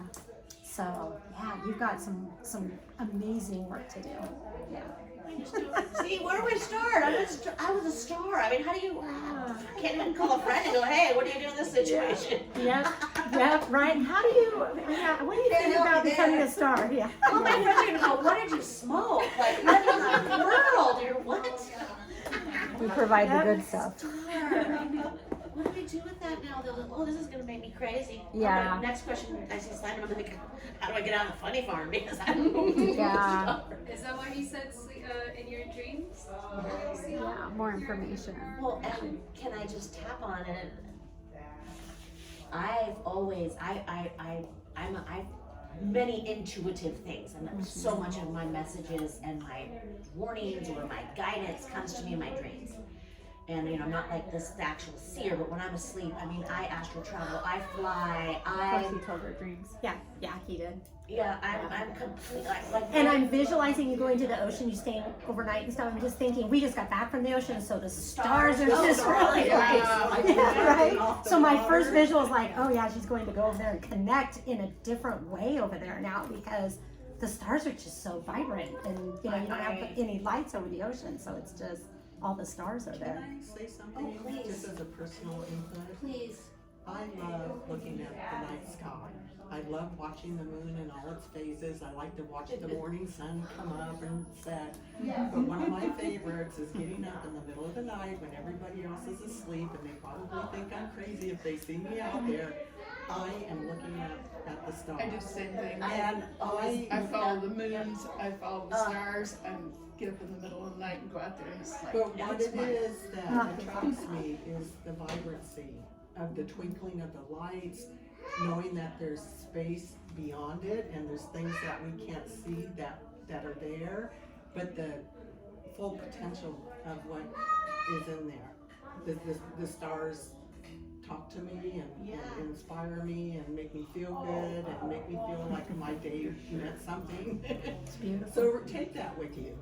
I mean, You could have been neighbors or something. Neighboring galaxies. you want to go Star stand sister. out in the yard and look like a crazy old woman? Well, and it's funny, my friend that told me when I was just like, I had one white eyelash in December, and now I don't have one black eyelash in this eye, but this eye is still black. The timing of it all. And her name is Tara Star. And she is like, you're a star person. And I'm like, oh, you're playing your name. She goes, no, seriously, I think you're a star person. And I'm like, yeah, okay. So She was right on. people, so she can call them. Yeah, but she means something else. She means aliens. She means star people like that reside, like what Simon talked about, residing within the energy of stars, not being a star. Yeah. It's awesome. I don't even have words. Like, Yeah. oh yeah, the dreams. Yeah, my dreams have always been since I was a little girl. So intense. I mean, I smell, I taste, I feel, I fly all the time. I'm always flying. Yeah. And did some work with this lovely lady several months back, and my dream stopped. Like my dream recall, I could sit for an hour and like tell you like a 10-minute every single detail. And my dream stopped. I'd wake up every morning with a blank slate, and I'd have this knowing that of course I dreamed, but I can't. And it's been making me because that's like I feel like someone's took away my power. Yeah. You know, because that's where I feel I get all my answers or my guidance, and I'm still getting it, but I have no recall. So I've been doing a lot of personal work and stuff on just dream recall and trying to get it all back and trying to understand why all of a sudden that's no longer there. I've had it my whole life. And all of a sudden my dreams are just like someone flipped a switch. Was it in December as well that happened? It was, No, what I got, because I called her to check on her and see how everything was going, and of course I'm not channeling like Yeah. immediately, but I went back and I got that those were self-soothing for her to get her, she used those dreams to get her through. It's time now to release those dreams, those particular ones that she had every night, move forward. They were self-soothing her, basically. That's what I was feeling. I agree with you. I was feeling I was getting. So when And you say that, that's exactly not what I just feel thought. at all. But I'm not saying that. Yeah. I No, just that's got just what I got. right. No, and just in the last couple of weeks, I'm just now starting to get just little teeny snapshots of a dream, and they're little weird snapshots. So I'm not sure why I'm not having the recall, but I feel like it's coming back. Yeah. And And it could be a new direction of your dreams to guide you into a new area of your path or whatever, a new level. I feel like I'm on the verge of my calling, and my calling is for me to help people in a very powerful way. But I'm like 53 years old, and I don't know. So I don't know. I just feel like I'm right there, and I want it so desperately, and it's just. I get it. You're very young, by the way. So there's 53 that part. years, yeah. 53 years young. That's yeah. right. I'm rocking it for 53 years old. That's right. No, 100%. You are. 100%. Yeah, April- it'll unfold. oh, go ahead. Yeah, unfold. Did you want to input on that? Or? Yeah, just really quickly, what I'm kind of feeling too with the period of time when you didn't have the dreams, I feel like there was things that were unfolding that may have been uncomfortable for you to have recall of, and that was important. I feel like I agree with what Laura was saying, like with that shifting of like the way that you go into the dream world, going beyond. It was almost like you had restricted yourself in what areas of dream traveling you were able to do. So you did it and it was great, but you weren't going beyond that because you needed to resolve certain things that needed to resolve, but your system wouldn't allow for you to do that because it doesn't want you to remember those things. Does that make sense? Yeah. So by pausing it, you can resolve what needed to be resolved. So now you can go back in and you can go anywhere Well, now. and I think that's my frustration though, is because I get a lot of my resolve in my dreams. It's like that's where I get my answers, or that's where I get, the gentle guidance. I go this way. And Yeah, so there when wasn't gentle stuff that was happening. It was kind of violent, quite frankly, for the last several months, and your mind did not want that experience. More trauma. Right, exactly. So it protected you, and so it was necessary. So what it felt like she did was allow, because that dreaming that's been happening the last couple of months that you don't Oh remember, no, this dream has been my whole. Sorry. the last couple of months that you don't remember, that needed to happen for a long time, but your mind wouldn't let you. So what needed to happen is you needed to be able to almost shroud the dreams so it can do whatever you needed to do so you can move into, like she said, the next phase. Does that make sense? Create It's like space. you were protecting yourself from a specific experience that needed to happen in the dream world because it was going to be too much to deal with. So me not having that recall it's okay. It was a safety I don't mechanism. Need to know what No, you that don't was. need to know. It just had to 100%. happen. Yeah. Yep. Yeah. I almost feel like your body was doing its thing on another level without you consciously having to travel that with it. Yeah.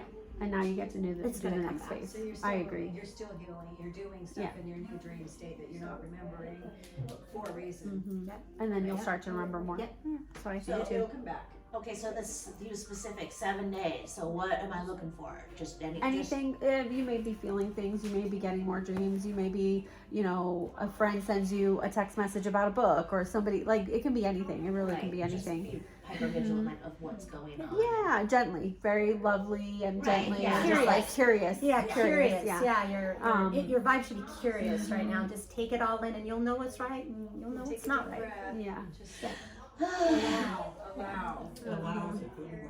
It's going to happen. That's the word that always comes to me is surrender. Like Yeah. just surrender. Allow. You know. And allow.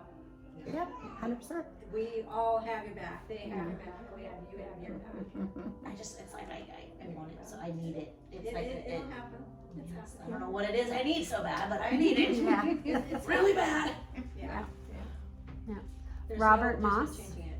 Robert Moss. Yeah, his books are incredible. He Write it has down. been doing Bad dream. memory. He's the best dream work person. Like his stuff's really good. Robert Do we Moss. have a piece of scratch paper back there? Is there something back I usually bring behind a you? notebook, but No. Oh, here. You know what? I'll write on the back of this. thank Here, you. I'll write And on now the we back have of one of paper. these, and then Appreciate yeah, it. here, I've got it. Thank you. There's just so much to learn. Even once you feel like you've gotten to a point where, okay, now Wow. I can let go Yeah. of, I've pretty much healed what I need to heal. I mean, we all have healing for a long time, but once you let go of that, it's like, okay, there's just still so much to learn. So any of his books? Ongoing. Yeah. Okay. Conscious dreaming is the main one, but any of them are good. Okay. See, curiouser and curiouser. That's it. That's it. I love that word anytime. Alice in Wonderland. Yeah, that's right. Falling down the. Wow. Yeah. Cool. Anybody else have comment about their experience, or yeah, you have something? Well, question. I'm curious if anybody else noticed the color theme on literally everything and everyone. A color theme, like as far as our dress goes, or No, I'm just like, I'm noticing peacock colors. Literally, like the first thing I noticed was your tattoo, and then all of a sudden purple. Purple. Your nails, no, her that's dress. you. That's Oh, you. interesting. That's your yeah. message. Yeah. So yeah, what's that message for you? Yeah, I've been wondering, do you guys have any interpretation of what pick up means? Because that word keeps popping in my head. There is a spiritual meaning behind the Yeah. peacock, and I can never remember, but I've always been fascinated, loved them. Yeah. They're very spiritual Yeah. animals, birds, and also with Nicole might know too out Oh, she there, might, but she yeah. might, 'cause I think she loves peacocks too. yeah, she does. I think Mhm. there was one. If that would there was visit one on her, I our think. property, yeah. And a big connection to the feminine divine. I feel like it's connected with the things that he told you today in terms of allowing for that heaviness to lift off Mhm. and like basically that like strutting your stuff kind of energy. Oh With yeah. the peacock Holding the feathers, tail like, and just Yeah, it's just open, Right? and the peacock's not worried about how big it is. It's not worried about how beautiful it is. It's not worried about, you know, like it's just like being a peacock, walking around like being a peacock. So I think it's that like healing the things because you get blocked because you're afraid of being that peacock essentially. Yeah, like I don't want to come across like show off Uh-huh. type of thing. And, It's like and that's what the are last thing. peacocks? Peacocks are show off. Yeah. All I do Right? is shred it. And I have a note here about him saying the layer in their lineage. Yeah. And that feels related to the peacock too, because he talked to you about that, about you peeling off the layers of those, was it drawings that you were referring to? I can't remember because you and I've talked about a couple other things, so I don't know if I'm mixing it up. What was it? Was with your question today to Simon was about what you had been seeing in some of these images, right? And then he had talked about layers of lineage around those images.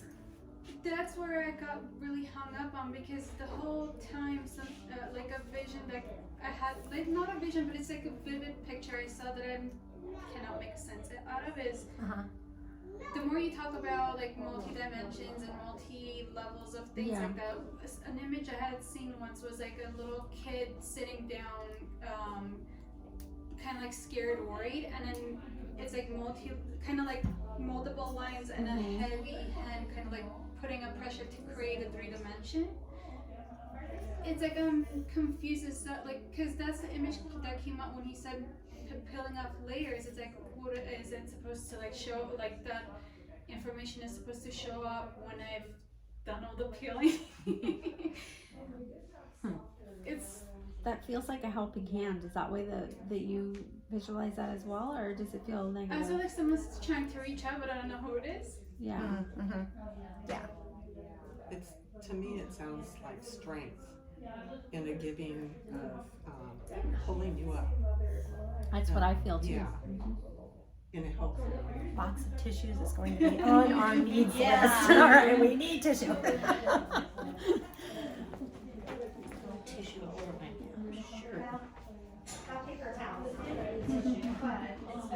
So Alexis, when Simon was speaking about karma, Yeah. I grew up in the generation, the hippie world, Mhm. and meditation got started in the Eastern countries Yeah. or the Western countries, bringing it.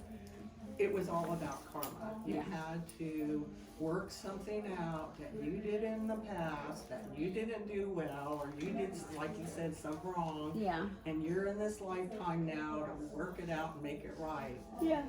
Well, that was one thing that I've learned in my quest for truth about it, is that my interpretation of what I've been told all my years of learning was inaccurate.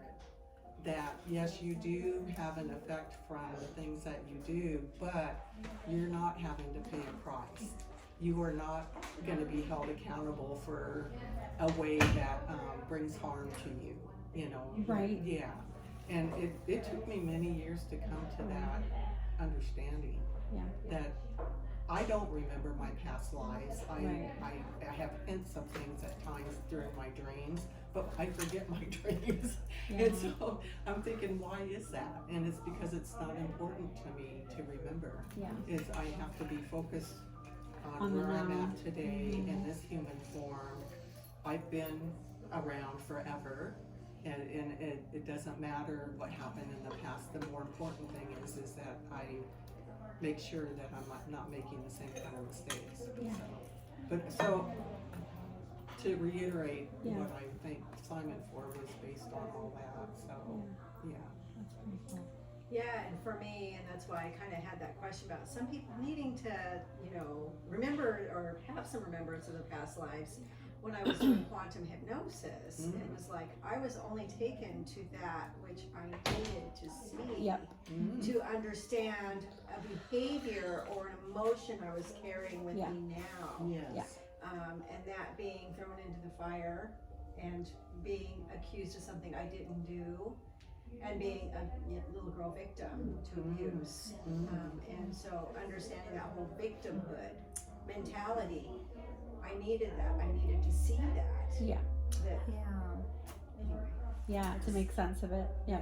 Yeah. I think that it was really cool the way that you know, Simon differentiated that remembrance. I don't think you were here quite yet when we did that, but these go on YouTube too, so you can watch the replay.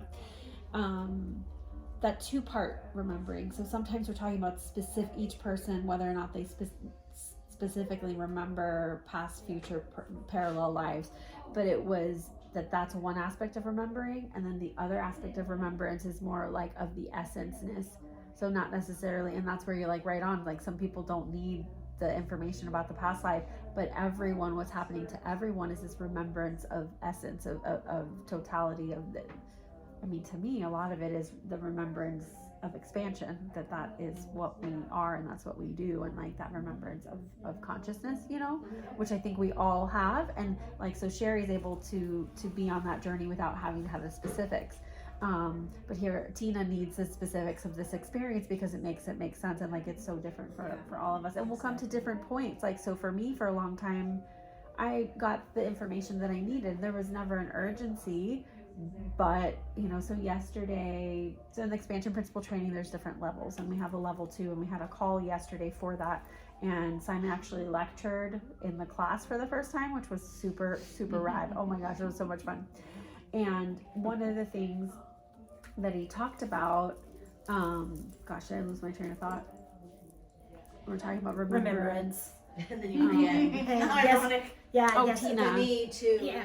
I was talking about teen. Oh, It wasn't Yep, talking about memories. The need to Because we were remember talking past about lives memories and- yesterday. the essence is and something with our call. What was it? Yeah, I that- know. I was trying to think of what I I don't called remember. yesterday. Oh, that's Okay, fine. it'll What come happened. back. Mhm. Yeah. No. Oh yes, I got it. In terms of Simon said a few things about the expansion principle, because it's a training class, right? And so he's talking about this and how to use energies and like the purpose behind it and just these different things. So Simon and I have an energy that we bring. It's called the expansion principle, and so we have trainings. We have about just under 50 people that are trained, and so that's the level 1, and then we also have a level 2. So anyway, we were in this call yesterday, and the things that he was saying related to this had to do with experiences I've had previously, and he even said, he's like, yeah, I haven't told her yet because she couldn't deal with it before. Yes. So, Yes, but I he need did. to tell you this now, so she kind of knows now. Right, So you're yeah. welcome, basically, which is kind of funny. But yeah, we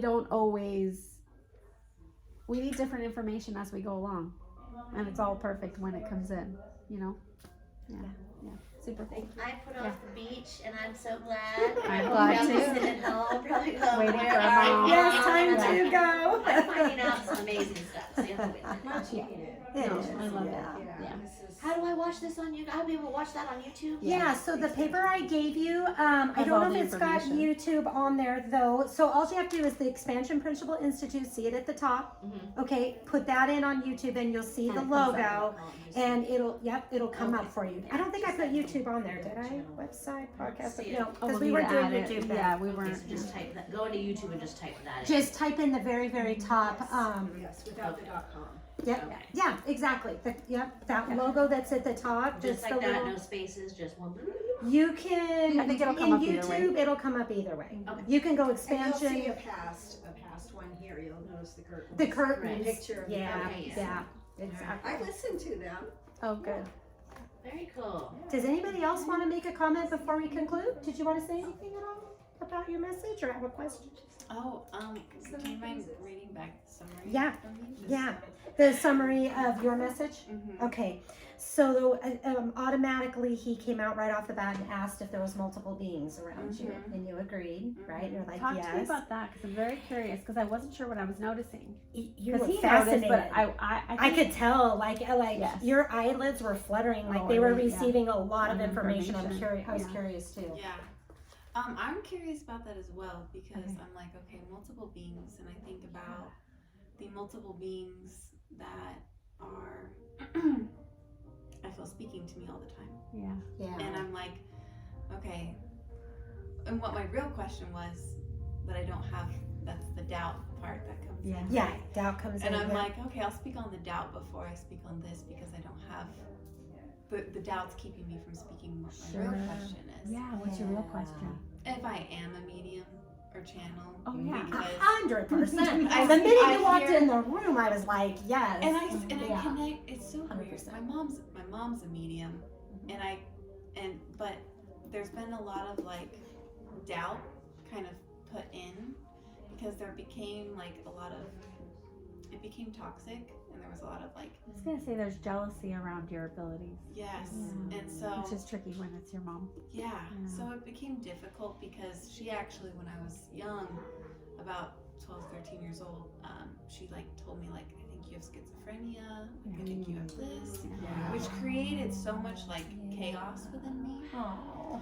and yeah, so Sorry about that. It's interesting because what I was gonna say to you when you asked the question, it's either that or we're crazy. And Yeah. we're not crazy. yeah. Because the thing is that there's a groundedness to this that's different than when it's self-created. And schizophrenia, true schizophrenia, because there's a lot of schizophrenics that are diagnosed with schizophrenia who actually have abilities and they're actually talking to actual beings, Yeah. right? And then there's some who are, it's a mental break, and what's happening is that they're talking to themselves and it's self-created stuff. And there's a lot of mental illness, not diagnosing anyone. There's a lot within the mental health that there's varying things. Some things are a mental issue, sometimes there's a hormonal issue, sometimes there's a chemistry issue within the brain that is the beginning of it that's causing a disbalance, and the mind and the system is self-creating, right? Which is really different than a person who has abilities. And so because you have abilities, the body is producing certain things and certain chemicals, and because it's responding to the consciousness needing to have an experience. Does that make sense? Which is different than self-created, because self-created is going to be the mind making something, and a schizophrenic is a self-created experience. The voices aren't there. They're not a consciousness separate from the person. Does that make sense? The consciousnesses that you speak to are consciousnesses separate from you. They're not Zara, Yeah. right? That makes So that's the difference. And there's a groundedness to when you're actually talking to a consciousness other than yourself. When it is just yourself, there's this frenetic energy. So if you've ever been around a schizophrenic, it's a very frenetic, there's a desperate energy to it. That's one of the words. It's That's the key, desperate, and you don't and have that. it's You heavy. can feel it. And yes. I Yes. know what you're talking Yes, about. because it's this. You also That's can a hear very it when somebody is unstable just like so much between the veil, like they're seeing so much beyond the veil Yes. that they're like speaking, and Yeah. they're speaking in a way, and you stop and you hear, and you're like, whoa, there's some truth being dropped. Because right you're now. feeling frequency. That's part of your gift, and that's part of what your mom was uncomfortable with, because she didn't feel frequency. She didn't. The way that she perceives things and the way that she's experiencing things isn't a frequency thing, but you perceive frequency. Does that make sense? Yeah. Yeah. For her, it's more, they come and she can chat with them because it has to do with her clairs are more heightened. Yeah. So she's able to utilize the clairs, like she can see beyond the veil kind of thing, where you are noticing frequency. So it's going to be, Laura talked a little bit about the different layers of consciousnesses that communicate with us when we were first. You're going to love this replay because it's very much what we're talking about. But because we started with talking about medium, Tina asked between mediumship and channeling. So that's a really cool. We'll talk about that. You'll like that. But Laura was sharing about that part of the differentiation is the different layer of energetic being. And so what you're communicating with, and mostly what's coming around, isn't really former humans. You know, it's mostly different kinds of beings. And they're from all over, and a lot of them are not physical or have ever been physical. It's really fascinating. He got excited too. Oh, he got so excited. I could feel it. Your body sat forward, and I could, the eyes started fluttering a lot, which I always know that's a sign that he's like, yeah, you guys are scanning, and he was excited about it. So yeah, it was a good thing. Yeah. And the children thing, and this is not, I don't get into people's reproductive stuff, but it's a thing around, there doesn't need to be a fear around having children or not having children, that you can sovereignly choose, but you need to remember that you're sovereign and like choose what you want based on that instead of on fear. Does that make sense? Because when we make a choice to not do something because we're afraid of repeating something, that's not a sovereign choice. You know, to really get clear, what does my soul want to experience? What are their other experience? You know, are there souls who want to experience life through me too and with me, which is really different than not doing it because we're afraid. And the meaning of sovereignty. Oh yes. Oh yeah. Yeah, like to share that. Yeah. So sovereignty for us is just being whole unto oneself, and that it's the number one rule of the galaxy, multiverse, dimension verse, whatever you want to call us. Like we all, and we don't always remember our sovereignty, that we get to choose, that we get to navigate, that we get to experience and express and expand and all that. Yeah. So it's interesting. I'm understanding sovereignty in a different way now because of remembrance, like you're talking about that remembrance, and I'm like, okay. Yeah. Because when I did my Reiki master training, I received, the Holy Fire was speaking to me, and it was like God is within you. You are a creator. Just connect. You're connected with Creator. Just one the same. You create, right? If God is here, you choose what you're creating in your reality. What you are creating right now. And I was like, so when I do think about this fear of me not having children, and because it's so, I feel like it's so much a part of me, and I feel like I've connected with her and spoken with her before. I've seen her before. A child? Yes. Oh, she hangs out. She's right there. Really? That's why I asked if you had children, because it was so strong. Oh, and then my I don't God. want to say it because I don't know, some people don't want to have kids, and then other people have Yeah. been trying for a long time and Yeah. haven't gotten pregnant yet, or there's losses, and so I try not to do that much publicly, but sometimes it's so strong. When my daughter, I have a son who's 16, and I had him at 22, and it's a whole story, but he was supposed to come in when he came in. I will tell, it's fine that it's on YouTube. I was off birth control for 1 month, and I got pregnant with him. I was switching from one to the other, and I had a session with homeopathy to like help with some stuff to unblock some things. Yeah. I got pregnant again. He said, I found my window. He did, and that's exactly it. And that child changed my life. And he saved me in so many ways, and it's amazing. And then we want to have kids close together because my sister and I are close in age. My husband's an only child, and then it took us 2 years to have Adeline. And when I was doing a lot of my psychic training and stuff in my 20s, my teacher, one day, I just met her, and she's like, I know you have a son, but are you wanting to have more kids one day? Because again, it's kind of a weird thing to. I said, well, yeah. I said, we're actively trying. Actually, we want to. She says, because she's right there. She's right there, so it's just funny. Like they do hang out. And, she's right there. Okay, that's very nice to hear. Yeah. Okay, that's very. I can put that down now. I'll put that down. Yeah, because it's not pressure one way or the other, right? And there's When It's an you're ready, interesting if thing. that's an opportunity you want, it's there. Okay. She's right there. Yeah. Yeah, and you can communicate with her too, which you have been a little bit. You probably doubt that it's real. Yes. Yeah, but it is real. Yep, and it's really interesting because you can have relationships with, some people call it spirit babies. There's a book, I think written in the 90s, I want to say. 90s, right? I think so. The person has since passed away, but he wrote this book, Spirit Babies, and he coined the term spirit baby, right? So there's people who connect with spirit babies, and then they are then incarnated and are born, but sometimes you communicate with them and you have a whole relationship. So it really varies, and it's very broad, but it's a kind of a cool thing to just be aware of. Yeah, Very cool. Yeah. Thank you. You're welcome.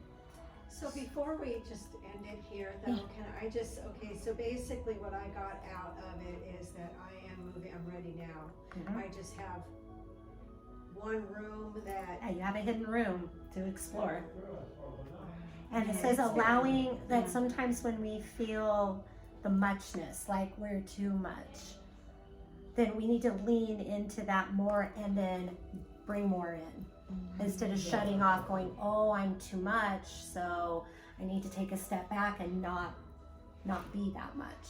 He was saying you need to lean into it and be more. You're like, okay, I'm too much, I'm gonna be more of Gentle that. shove. Yeah. But that's where you become Yeah. more grounded, right? Like Um, sometimes that muchness, moving into that muchness, we think it's going to be like this thing, but it's not. That's when we get even more grounded. When you're like, yeah, I am I am a star, I am whatever, Step you into know, it. because Step it's into this it. groundedness. Yeah. And for me, groundedness has to do with this the center pillar, like where we're just.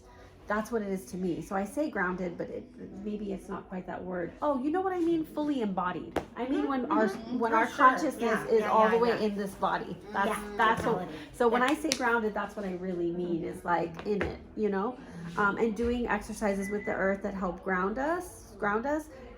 It allows for that to happen, but what I'm meaning is really coming into the body. And so by allowing your muchness, you're really getting in. And when you do that, you remember something that you just said today, which is that we're always learning more and being open to not segmenting off that there's a completion, because there isn't a completion. There's always, so the two things happening at once. and I'm wanting Yeah. wanting so much, and I think, oh, but that's But just the too mind is much. getting in the way too. The mind I'm is telling working in you. my sleep. Yeah. And I know I found out recently what I am doing in my sleep. I'm like, oh wow. Yeah. You know, when I don't know what they call it, teleporting, or my energy, I am putting myself in places where, well, I'm being drawn. So one dream I had, these children had drawn me in. There were children in this area, and I don't know if it was a trailer park or it was an area. And I was in this car, and I was in the back seat trying to navigate driving it. But I'm in the back seat, and I'm like, but I can't, I have to make this turn to go over to that house there, those children. I have to get in the front seat to drive it to get there, to make the turn. Anyway, next thing I know, I'm sitting in this living room, and there's this man in there who didn't see me. I'm not kidding you. He did not see me. He was watching TV, he was doing something. I was there for a good 10-15 minutes. And then I said, okay, to myself, it's time to go now. He doesn't know I'm here. Anyway, it just blew me away. Why did I do that? And I later, what I got out of it is because I don't get real details, except that I was there with my light to help. He was up to no good with those kids, apparently. And I was there to help them somehow Right. with the light I brought in. Yeah, when you raise the vibrational energy of a space, sometimes that can cancel out denser energies that would cause things to happen for a person to be motivated in a certain direction. When you're raising the vibrational energy, there's not space for other things, because that kind of thing is a very dense energy. Exactly. So being present, like you raise a vibration of the space so that doesn't happen. Does that make sense? Yeah, it was to like lighten Yeah. the Yeah. whole energy. Yeah. Of the, Yeah. Give other So, possibility to of save choices for them this from person. whatever he was Totally. up to. Yeah. And there are apparently a lot of light workers doing this. It's amazing. Yeah. I like that a lot. Goes back to our matrix conversation with you times ago that we all had with Simon. Just reminds me of pulling in that matrix anyway. Yep. Yeah. I like it. Yep. Yeah. Yeah. Essentially, it's a form of astral travel. 100%. Yeah. Yeah. Dream traveling. I'm like, I'm so tired. Yeah. Yeah, right? Because you're working in your sleep, working during the day. It's a lot. Dang, just let me get my body get some sleep. Okay, energy transmission to end us. Yes, we'll do. I just want to remark though, because I was talking about how what you do is frequency, and then I just saw you turn your arm up, and you have the word on your arm. Yeah. Yeah. Oh, the frequency? So we have, just for everyone, for us, is that apparently our deal is getting tattoo confirmations of messages. Yes, it is. It is, because this isn't, you're not the only, since you weren't here before. She had the answer with her all along, right? She's got Well, it. I get it. Yeah. When we have Embra- doubt, having so her- that confirmation So is on always important. YouTube, Embrace Your Frequency is tattooed On her arm. on her arm. Oh my Yeah. gosh. Yeah. We told the story earlier, but I'll tell you again, Simon got very excited telling a participant a message about rainbow unicorns. It was going into vast detail about it. And I'm kind of like observing, because I'm on a couch basically watching him. That's what it feels like to me, talking. And I'm like, are you serious? Like, this is crazy. Like, this is nuts. What are you talking to this girl about? Unicorns. And rainbows. She's a giant rainbow unicorn on her arm. And it was, it's I mean, weird. So giant. She had The sleeves whole on. thing We is- couldn't yeah. see it till she took it off. Yeah, it was. So, Yeah. okay, it's so very we'll cool. wrap up with an energy Yeah, let's do the energy transmission. Yeah. Do you want me to and- lead it, but we both send? Yes, I'll send too. Okay, 100%, which I've been sending, but Okay, cool. So we'll take a nice deep breath.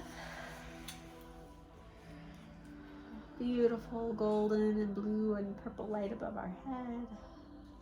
Gently coming down. Past our face, past the back of our head, down our neck and throat. Across our shoulders and arms and hands. Down our chest, down our spine, each and every vertebrae. Across our bellies, our low back, our pelvis, all the way down our legs, our knees, lower leg, ankles and feet. One more nice deep breath. Allowing anything and everything that is ready to move, anything that is ready to be shifted, anything that no longer serves us to gently fall away. Creating space for more of ourselves, creating space for more certainty, creating space for more grace for ourselves, creating more space in knowing whom we are. Nice deep breath.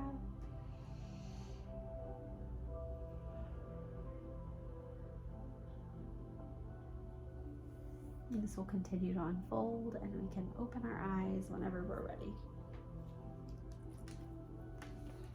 Thank you, Alexis. Thank you so Thank you for Thank you, being here. Simon. So good. Thank you to all of you for sharing personal questions too, because that helps for us to have messages.